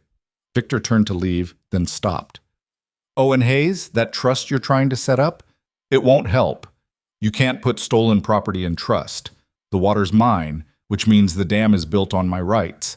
I could have it torn down tomorrow if I wanted." He walked out, his men following, and the silence in the land office was suffocating. Caleb stood frozen, the color draining from his face. "Tell me there's a way around this." Ross read the documents again, his mouth a tight line. "I don't know. This changes everything. If Victor holds primary rights, then legally, He stopped, shaking his head. "I need to research this. There might be a challenge we can file, some kind of grandfather clause, but it'll take time," Caleb finished. "Time Victor won't give us." "I'm sorry, Caleb." Caleb walked out without another word. Eliza followed, finding him standing in the street, staring at nothing. "Caleb, I thought we'd won," he said quietly. I thought for once I'd actually beaten him. Maybe there's still a way. There's no way, Eliza. Caleb's voice cracked.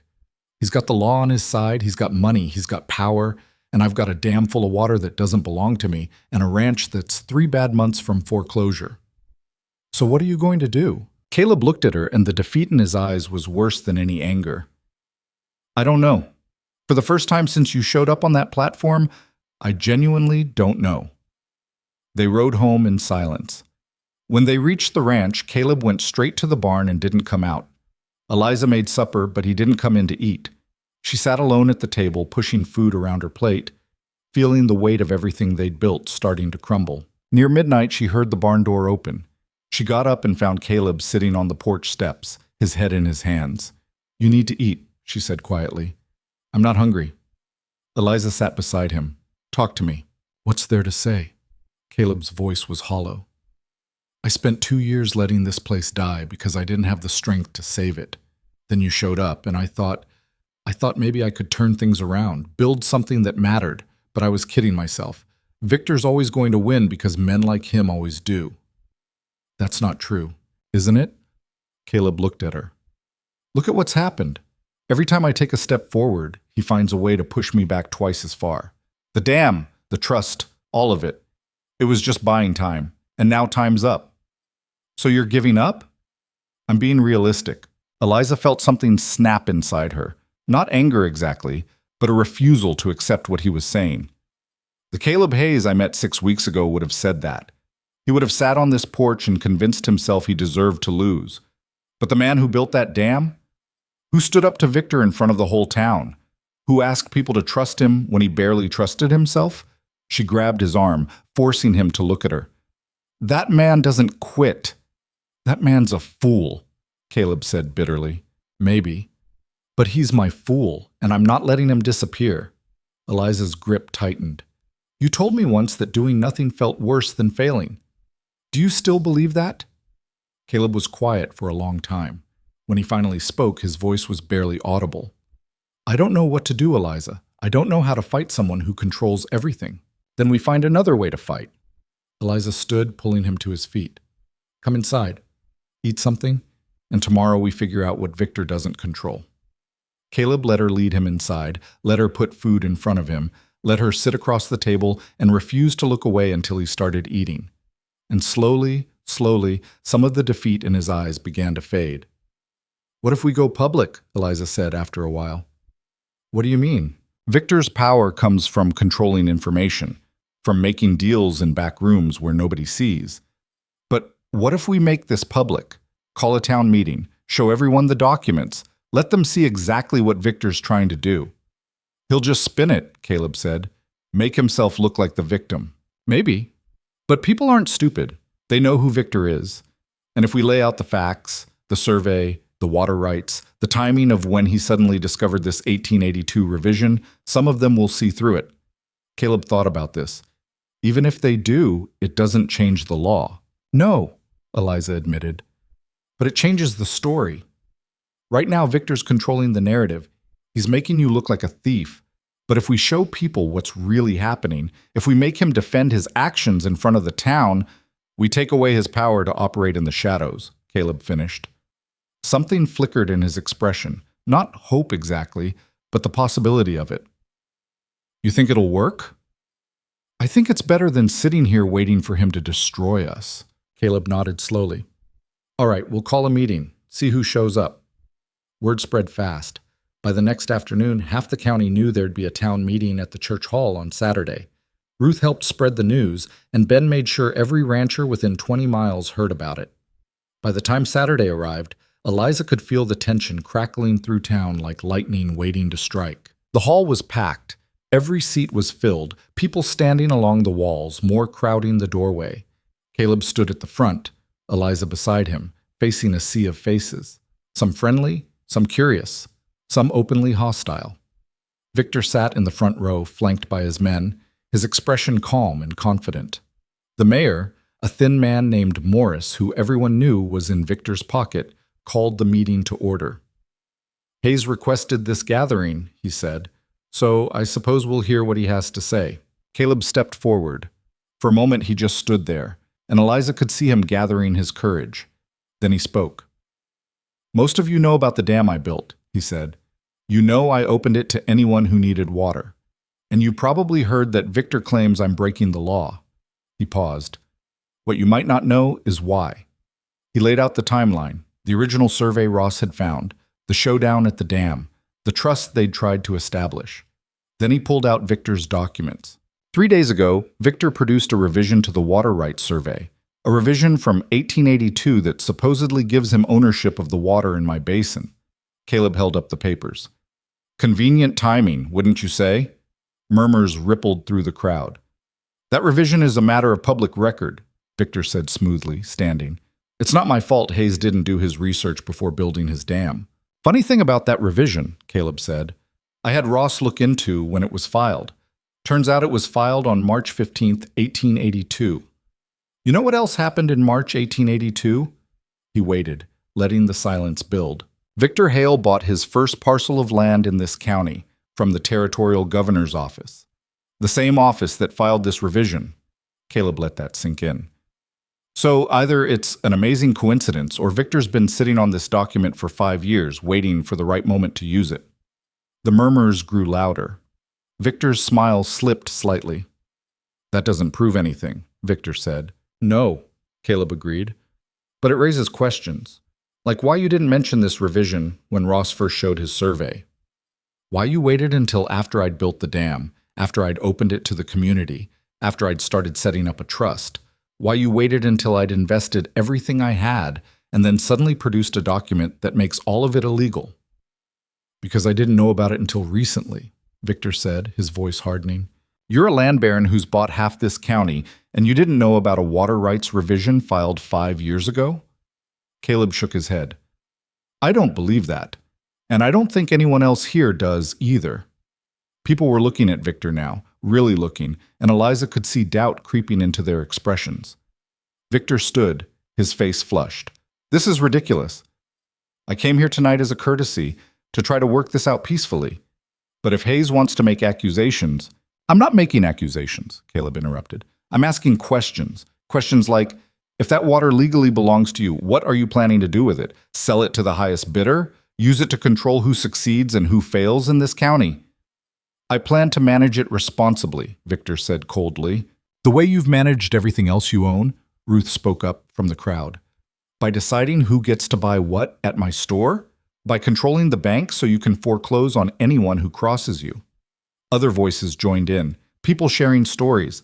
Loans called in early, supplies withheld, land sold at auction before owners knew they were in default.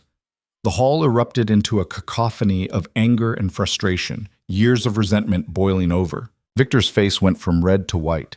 "This meeting is over," he said, pushing toward the door. But Caleb's voice cut through the noise. "Running away won't change the truth, Victor. You've been controlling this town through fear for too long. But people are starting to see through it." Victor turned at the door, his eyes blazing. "You want the truth, Hayes? Fine. That dam is built on my water rights. Either you pay me rent for every gallon you use, or I file an injunction on Monday and have the sheriff tear it down. Your choice." He stormed out, his men scrambling to follow. The hall fell silent. Then Ben stood up. "I say we fight him," Ben said. "How?" someone called out. "He's got the law on his side." "Maybe," Ben said, "but he doesn't have us. And last I checked, there's more of us than there are of him." Slowly, other people stood. Ruth, Jack, the farmers and ranchers who'd used Caleb's water, who'd watched him stand up when everyone else stayed quiet. "What do you need?" Ruth asked Caleb. Caleb looked around the room, at faces that had been strangers a month ago, now standing with him against a common enemy. "I need time," he said. "Time for Ross to find a legal challenge. Time to figure out if there's a way to fight this that doesn't end with all of us losing." "Then we'll buy you time," Jack said. "Whatever it takes." The meeting dissolved into planning, people volunteering to research old records, others offering to stand watch at the dam in case Victor tried something. By the time everyone left, Caleb had a plan that was half hope and half desperation, but it was more than he'd had before. Walking back to the ranch, Eliza slipped her hand into Caleb's. He squeezed it tight. "Thank you," he said quietly. "For what?" "For not letting me quit." Eliza stopped walking, turning to face him. I told you once that I stayed because I was building something. I meant it. And I'm not about to let Victor Hale take that away from us. Caleb pulled her close, resting his forehead against hers. I don't know how this ends, Eliza. Neither do I, she admitted. But we'll face it together. They stood there in the darkness, holding each other against the uncertainty of everything to come. And for that moment at least, it was enough. Sunday morning arrived with heavy clouds building on the western horizon. Caleb stood on the porch watching them, coffee growing cold in his hand. Victor's deadline was tomorrow. 24 hours to decide whether to surrender everything or watch it get torn down. Eliza joined him, wrapping a shawl around her shoulders against the cool wind that had started blowing in. Storm coming, she said. Big one by the looks of it. Caleb set his cup on the railing. Might be the last rain we see for months. They both understood what that meant. If the basin filled again before Victor seized control, it would carry them through the dry season. If it didn't, they'd be at his mercy regardless of what the law said. Ross is still looking for a challenge to file, Eliza said. He sent word last night. There might be a precedent from New Mexico territory that could help. Might, Caleb repeated. That's a thin word to hang everything on. It's what we have. Caleb turned to look at her, really look at her, taking in the determination in her eyes and the set of her jaw. You know what I keep thinking about? What? That day I found you on the platform. You had every reason to give up. More reason than I did, probably. But you didn't. You took the hardest choice available and made it work. He reached for her hand. I don't know if I ever thanked you for that. For what? Being desperate? For showing me what it looks like to keep fighting when you've got nothing left. Caleb squeezed her hand. I'd forgotten. After my wife died, I stopped. But you didn't. And watching you refuse to quit made me remember how. Eliza felt something catch in her throat. We saved each other, remember? That's what I said. I know, but I think you saved me first. Before Eliza could respond, they heard horses approaching. Multiple riders, coming fast. Caleb's hand moved instinctively to his hip, but he wasn't wearing a gun. It was Ben, with Ruth and Jack, and at least a dozen others. They pulled up in front of the house, their faces grim. Town's talking, Ben said without preamble. Victor's been making the rounds, telling people that anyone who helps you is breaking the law. Aiding and abetting theft, he's calling it. That's insane, Eliza said. Doesn't matter if it's insane, it's working. Ruth climbed down from her wagon. Half the people who stood with you last night are getting cold feet. They're scared Victor will come after them next. Can he do that? Caleb asked. Legally? Who cares about legally? Jack said bitterly. Victor doesn't need the law when he's got enough money to bury people in court costs until they break. Caleb felt the ground shifting under him again. So what are you saying? That we're on our own? No, Ben said firmly. We're saying it's worse than we thought, but we're still here. How many? Caleb asked quietly. Ben glanced at the others. Us. Maybe 5 or 6 more families who aren't scared off yet. Against Victor and everyone on his payroll. He paused. It's not good odds, Caleb. The wind picked up, gusting hard enough to rattle the porch boards. The storm was getting closer. I can't ask you to do this, Caleb said. If Victor's threatening legal action. You're not asking, Ruth interrupted. We're choosing. There's a difference. Ruth's right, Jack said. We're tired of Victor deciding what we're allowed to do. If this is where we make our stand, then this is where we make it. Caleb looked at their faces, weathered, determined, scared, but refusing to show it. These weren't heroes or saints. They were just people who decided that fear was more expensive than courage. All right, he said, then we prepare. If Victor comes tomorrow with the sheriff, we'll be ready. They spent the rest of Sunday fortifying the dam. Not with weapons, nobody wanted bloodshed, but with presence. They set up tents near the basin, built fires, established a rotating watch. It was a message. You'll have to go through us to tear this down. By evening, word had spread. A few more families showed up, then a few more. By nightfall, there were nearly 30 people camped around the dam, their firelight reflecting off the water. Caleb walked among them, talking quietly, thanking them, trying not to show how terrified he was that someone might get hurt because of his stubbornness. Eliza found him sitting alone near the water's edge after midnight. You should sleep, she said. Can't. Caleb tossed a stone into the basin, watching the ripples spread. Keep thinking about what happens tomorrow. We stand together, we don't let them tear it down. And if the sheriff arrests us all? If Victor brings enough men that we can't stop them without fighting? Caleb turned to her. I built this thing to save the ranch, but if people get hurt defending it, what's the point? Eliza sat beside him, their shoulders touching. The point is you gave people something to believe in, something worth protecting. That matters, Caleb, even if we lose. I don't want to lose you in the process. You won't. Eliza took his hand. Whatever happens tomorrow, we face it together. That's the promise. They sat in silence, watching the firelight dance across the water, both of them trying to hold on to the moment before everything changed. Dawn came gray and heavy, the storm clouds building into towers that blotted out the eastern sky. The camp stirred slowly, people emerging from tents, building up fires, brewing coffee. The mood was tense, everyone watching the southern horizon for dust that would signal Victor's arrival.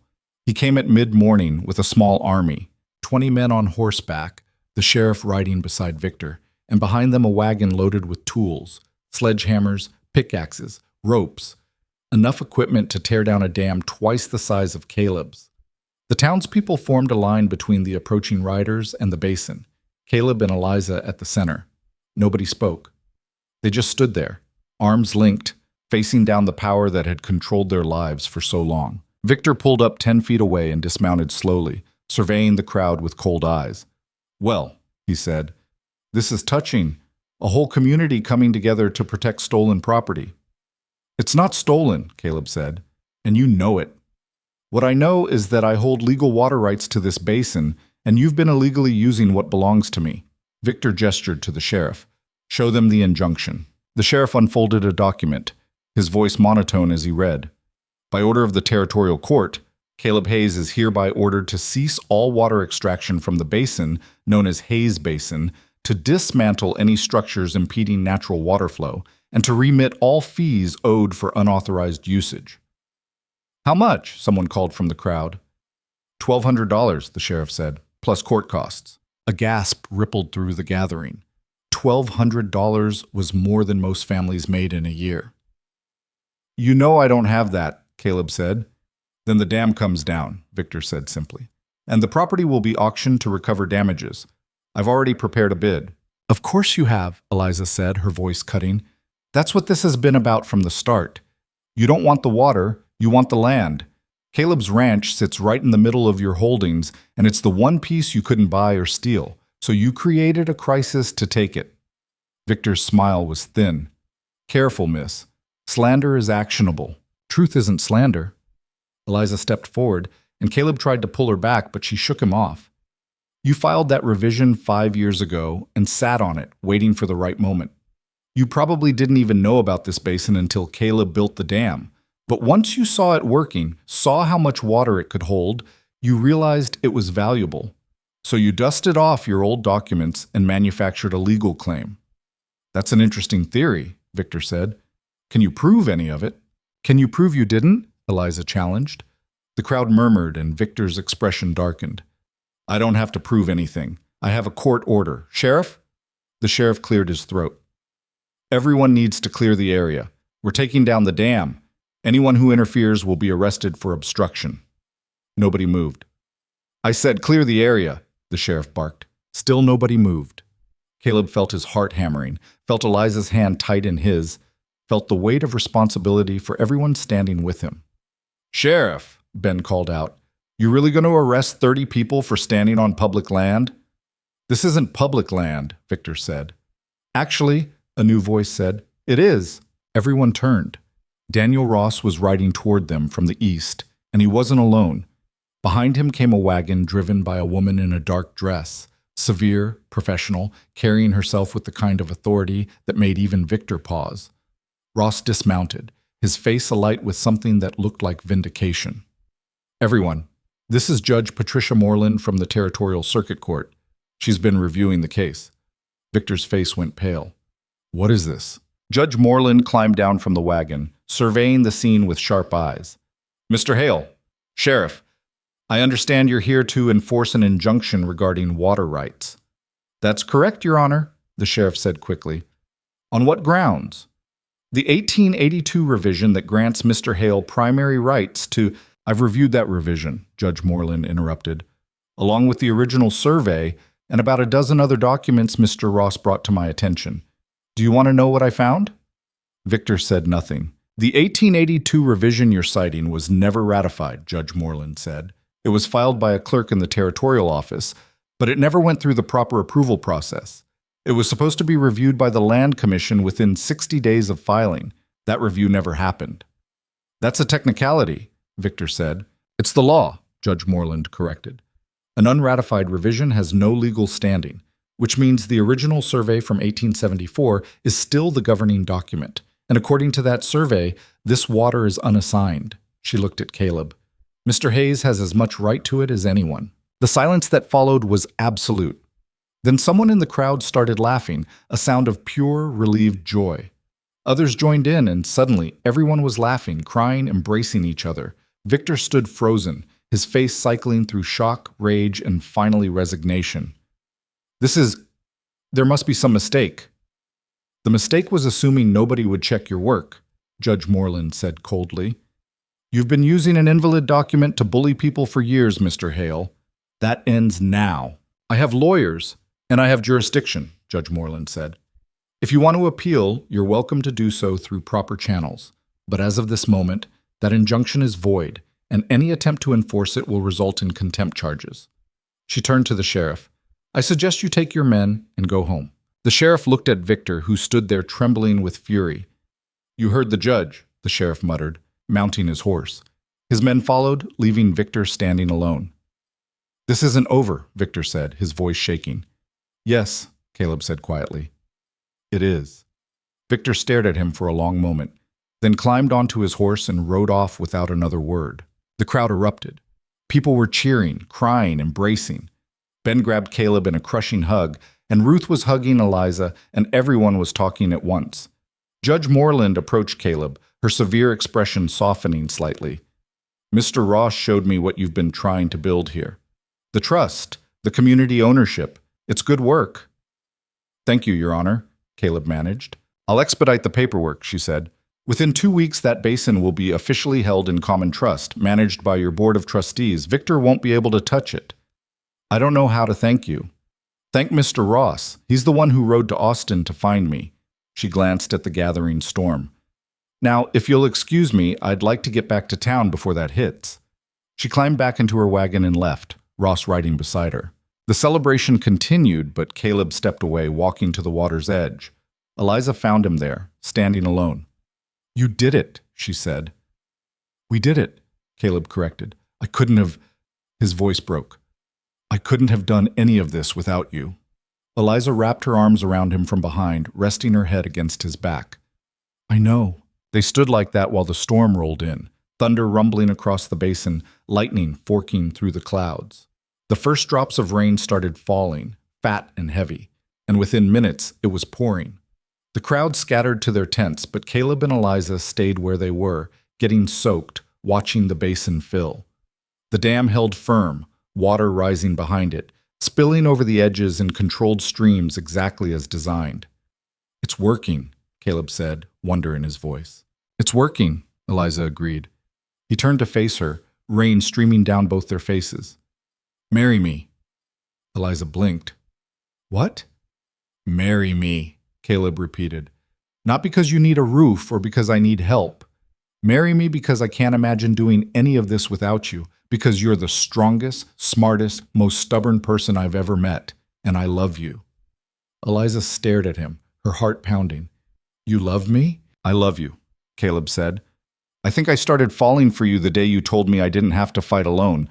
I just didn't know how to say it until now. Eliza laughed, a sound halfway between joy and tears. You could have picked a less dramatic moment. Could have, Caleb agreed. But this felt right. Standing here with you, watching everything we built together working exactly like it's supposed to. He took her hands. So what do you say? Eliza looked at him. This man who'd been broken and had chosen to heal, who'd been afraid and had chosen to fight, who'd been alone and had chosen to let her in. She thought about the woman she'd been on that train platform, how lost and desperate she'd felt.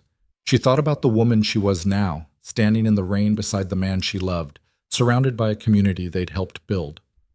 "Yes," she said. "Yes, I'll marry you." Caleb pulled her close and kissed her, and somewhere in the background someone started cheering. They broke apart to find half the camp watching, grinning like fools. "About damn time!" Ben shouted. The rain poured harder, and Caleb and Eliza stood there laughing, holding each other while thunder rolled across the basin and the future spread out before them like the land itself, vast, challenging, and full of promise. The storm lasted 3 days. By the time it cleared, the basin was filled to capacity, water stretching across the depression like a small lake. The surrounding land drank deep, and within a week the first green shoots started appearing in places that had been brown for months. True to her word, Judge Moreland expedited the trust paperwork. 2 weeks after the showdown, Caleb signed the basin over to the Hayes Basin Water Trust, with 12 trustees representing ranchers, townspeople, and local businesses. The first meeting was held in the church hall, and they established rules for usage, maintenance, and expansion. Victor Hale didn't attend. In fact, Victor seemed to disappear from public life altogether. Rumors circulated that he was selling off properties, consolidating what he could before more of his legal manipulations came to light. Some said he was leaving the territory entirely. Nobody knew for sure, and nobody cared enough to find out. Caleb's ranch began to transform. With reliable water, his cattle thrived. He replanted fields that had gone fallow, repaired fences, fixed the barn roof. Eliza turned the house into a home. Curtains in the windows, flowers in the yard, bread baking every morning. They were married in early October, in the same church hall where Caleb had stood up to Victor. The whole town showed up. Ruth provided the cake, Ben gave Eliza away since she had no family, and Jack played fiddle while people danced under lanterns strung between the rafters. Standing at the altar, looking at Eliza in a simple dress she'd sewn herself, Caleb felt something he hadn't felt in years. Not just happiness, but contentment. The kind that came from knowing you'd built something real with someone who understood the cost. As winter approached, the community around the basin continued to grow. More families moved to the area, drawn by the promise of reliable water. A second dam was proposed for the following spring, with Caleb consulting on the design. The trust became a model for other drought-stricken counties, and Ross brought engineers from Austin to study what they'd built. But for Caleb and Eliza, the real transformation was quieter, more personal. It was in the way they moved through the house together, the easy rhythm they'd developed. It was in the conversations over dinner, planning for the future instead of just surviving the present. It was in the way Caleb would reach for her hand without thinking, and the way Eliza would smile at him across a crowded room, and both of them would remember where they'd started and how far they'd come. One evening in late November, they sat on the porch watching the sun set over the basin. The water reflected the orange and pink sky, and in the distance they could see cattle grazing on land that was finally recovering. "I've been thinking," Eliza said. "About what?" "About why this worked. The dam, the trust, all of it." She leaned against him. "I think it's because we stopped trying to do it alone. We asked for help, we let people in, we built something bigger than just us." Caleb nodded slowly. "I spent 2 years thinking strength meant not needing anyone. Turns out it's the opposite. Strength is admitting you can't do it alone and trusting others to stand with you. And being willing to stand with them when they need it," Eliza added. "It goes both ways." They sat in comfortable silence, watching the light fade.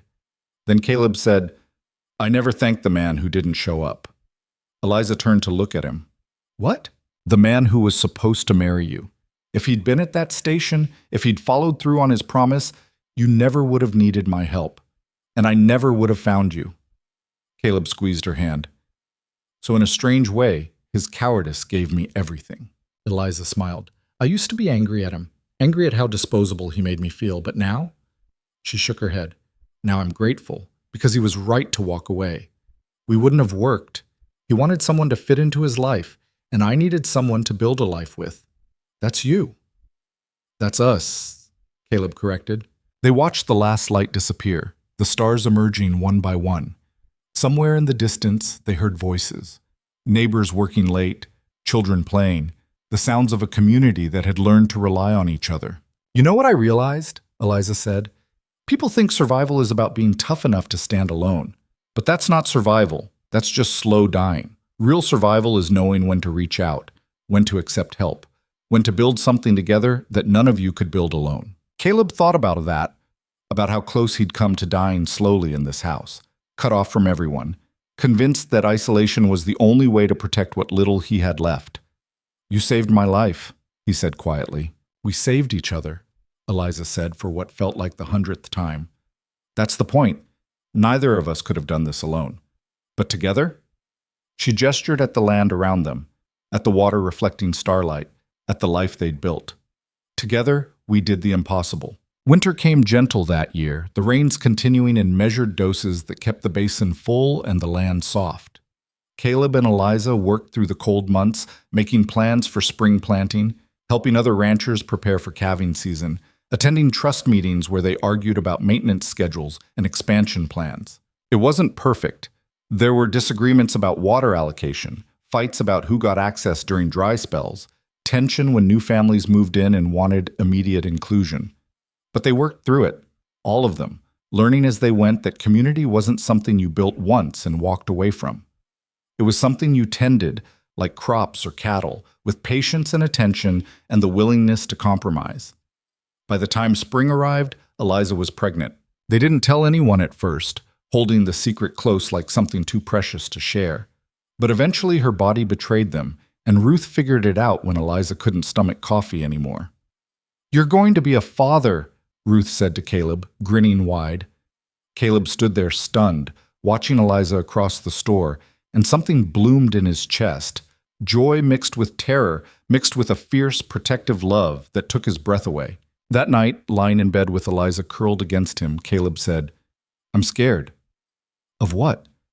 "Of being a father. Of messing it up. Of losing you the way I lost." He couldn't finish. Eliza took his hand and placed it on her belly, still flat but holding their future. "You're not going to lose me, and you're not going to mess this up. You know how I know?" "How?" "Because you're already a better man than the one I met on that platform. You've learned how to let people in, how to ask for help, how to build instead of just survive." She kissed him softly. "That's what our child needs, not perfection, just someone willing to try." Caleb held her close, feeling the weight of responsibility and the lightness of hope tangling together. "I'm going to try so hard." "I know," Eliza said. "We both will." The baby came in early December, a girl they named Sarah after Caleb's mother.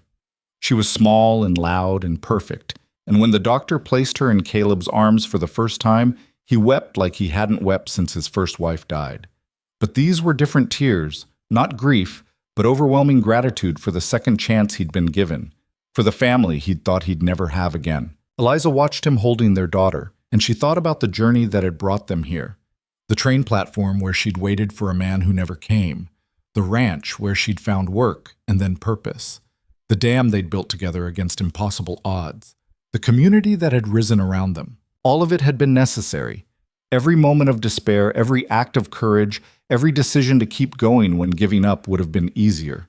It had all led to this, a house full of light and life, a man who'd learned to love again, a woman who'd discovered her own strength, and a child who would grow up surrounded by the community her parents had helped build. As winter deepened and Sarah grew, Caleb and Eliza settled into the rhythm of new parenthood. Sleepless nights and small miracles, exhaustion and joy in equal measure. The ranch continued to thrive, the basin held steady, and the trust expanded to include 3 more dams across the county. Victor Hale left Texas entirely, moving to California according to reports. Nobody missed him. The bank that had been under his control was bought by a consortium of local ranchers, and suddenly loans became available to people who'd been shut out for years. The town began to grow, new businesses opening, new families arriving, drawn by the promise of water and community. One evening in late spring, when Sarah was 6 months old, the whole town gathered at the basin for a celebration. They'd built a proper spillway, reinforced the dam with concrete, and planted trees along the shoreline. It looked permanent now, like it had always been there, like the land had simply decided to hold water in that particular spot. Caleb stood with Eliza, Sarah asleep in her arms, and watched people swimming and fishing and laughing. Children splashed in the shallows while their parents talked in groups, planning future projects, sharing stories, being the kind of community that Victor had tried so hard to prevent. "You did this," Eliza said quietly. We did this, Caleb corrected automatically. No, Eliza said, looking at him. I mean, yes, we did. But you started it. You could have walked away from me on that platform. You could have given up when Victor threatened you. You could have torn down the dam when things got hard. But you didn't. You chose to fight, even when you were scared. That's what made all of this possible. Caleb looked out at the water, at the people, at the life that had bloomed where there'd been only dust and despair. I think about that day a lot, he said. The day I found you waiting. I told myself I was doing you a favor, giving you a way out. But the truth is, I was looking for a reason to care again. I just didn't know it until you said yes. I said yes because I didn't have a choice, Eliza admitted. But I stayed because I found something worth choosing. You gave me that. Sarah stirred in her sleep, making a small sound, and they both looked down at her, this perfect, impossible thing they'd created together. What do you think we should tell her, Tia? Caleb asked. When she's old enough to understand? The truth, Eliza said, that she was born from two people who refused to give up, that her father built something from nothing because he believed it was possible, that her mother learned strength doesn't mean standing alone, it means knowing when to reach out. And that community isn't given, Caleb added. It's built, one act of courage at a time. They stood together as the sun set, painting the basin gold and orange, and around them the community they'd helped create continued to grow and thrive, imperfect, messy, real, and resilient. Years later, when Sarah was old enough to ask questions, Caleb would walk her to the dam and tell her the story. He'd tell her about the drought that nearly killed them, about the woman who appeared when everything seemed lost, about the choice to build instead of surrender. He'd tell her about standing up to men who thought power meant control, and discovering that real power came from people standing together. And he'd tell her the most important thing he'd learned, that life doesn't give you what you deserve. It gives you what you refuse to stop fighting for. The dam, the ranch, the community, the love. None of it had been earned through virtue or goodness. It had been claimed through stubbornness, through the willingness to keep trying when failure seemed certain, through the courage to ask for help and the grace to accept it. But on that spring evening, with Sarah sleeping in Eliza's arms and the water reflecting the last light of day, Caleb didn't think about the future or the past.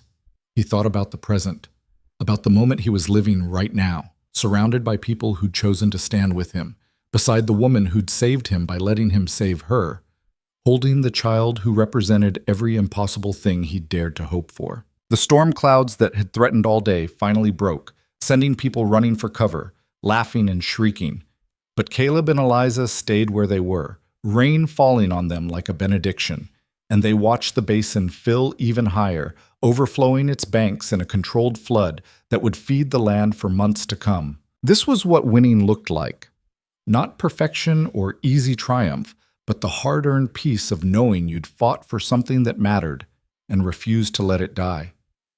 The scars were still there, in Caleb's hands, in Eliza's memories, in the stories they'd carry forever. But scars meant survival. They meant you'd been through something that tried to break you, and you'd come out the other side still standing. The rain intensified, and finally they ran for shelter, Caleb holding a blanket over Eliza and Sarah, all three of them soaked and laughing by the time they reached the wagon. Other families were doing the same, everyone muddy and happy, celebrating the water that meant life, the community that meant hope, the future that stretched out before them like the land itself, vast and challenging and absolutely worth fighting for. As they drove home through the storm, Sarah woke and started crying. Eliza soothed her while Caleb guided the horse through the mud, and in that moment, messy, imperfect, real, Caleb felt a contentment so deep it was almost painful. This was what he'd been fighting for, not just survival, but life, not just existence, but purpose, not just making it through, but building something that would last beyond him. The ranch appeared through the rain, lights glowing in the windows. Home. Not the house he'd shared with his first wife. That version had died with her. This was something new, built from grief and determination and the stubborn refusal to let the past destroy the future. They burst through the door dripping wet, and Caleb started a fire while Eliza changed Sarah into dry clothes. The routine was familiar now, comfortable, theirs. When everything was settled, they sat together on the couch Eliza had insisted they buy, Sarah between them, watching the flames dance. "I love you," Caleb said quietly. "I know," Eliza replied, smiling. No, I mean, he struggled for words. I love you for not letting me quit, for showing up when I needed someone most, for being strong enough to build this life with me. Eliza took his hand. I love you for giving me a reason to stay, for seeing something in me worth trusting, for being brave enough to let me in. Sarah made a gurgling sound, looking up at both of them with wide, curious eyes. And we love you, they said together, and Sarah smiled like she understood. Outside, the rain continued to fall, filling the basin, soaking into the ground, promising another season of growth. Inside, a family that shouldn't have existed, built from loss and chance and the decision to keep trying, sat warm and safe, watching the fire and listening to the rain and believing finally that tomorrow would be better than today. Because they'd earned it. Not through luck or divine intervention, but through the simple, brutal, beautiful act of refusing to give up on each other or themselves. That was the lesson Caleb would pass to his daughter, and she would pass to her children, and so on down the line. That strength isn't what you're born with. It's what you choose when everything in you wants to quit. That community isn't something you find. It's something you build, one relationship at a time, one act of trust after another. That love isn't falling or finding or any other passive verb. It's fighting and choosing and working and refusing to walk away when things get hard. The dam would stand for generations. The trust would manage water for the county long after everyone who'd fought for it was gone. The community would grow and change and adapt, facing new challenges with the same stubborn determination that had birthed it. But the real legacy, the one that mattered most, was sitting in this house on this rainy night, a man who'd learned to live again. A woman who'd discovered her own strength, a child who would grow up knowing that impossible things become possible when people refuse to accept defeat. The fire crackled. The rain drummed on the roof. Sarah fell asleep between them, safe and loved, and completely unaware that her very existence was a miracle her parents had fought desperately to earn. And Caleb and Eliza sat there, holding each other, watching their daughter breathe, grateful for every impossible thing that had led them to this moment, and ready, finally, fully ready, for whatever came next. Because they knew now what they hadn't known before, that you don't survive life by avoiding the storms. You survive by learning to build dams that hold when the water comes, by finding people who'll stand with you when the pressure builds, by refusing to let fear or loss or defeat write the final chapter of your story. You survive by building, by fighting, by loving, by choosing every single day to keep going. And that was enough.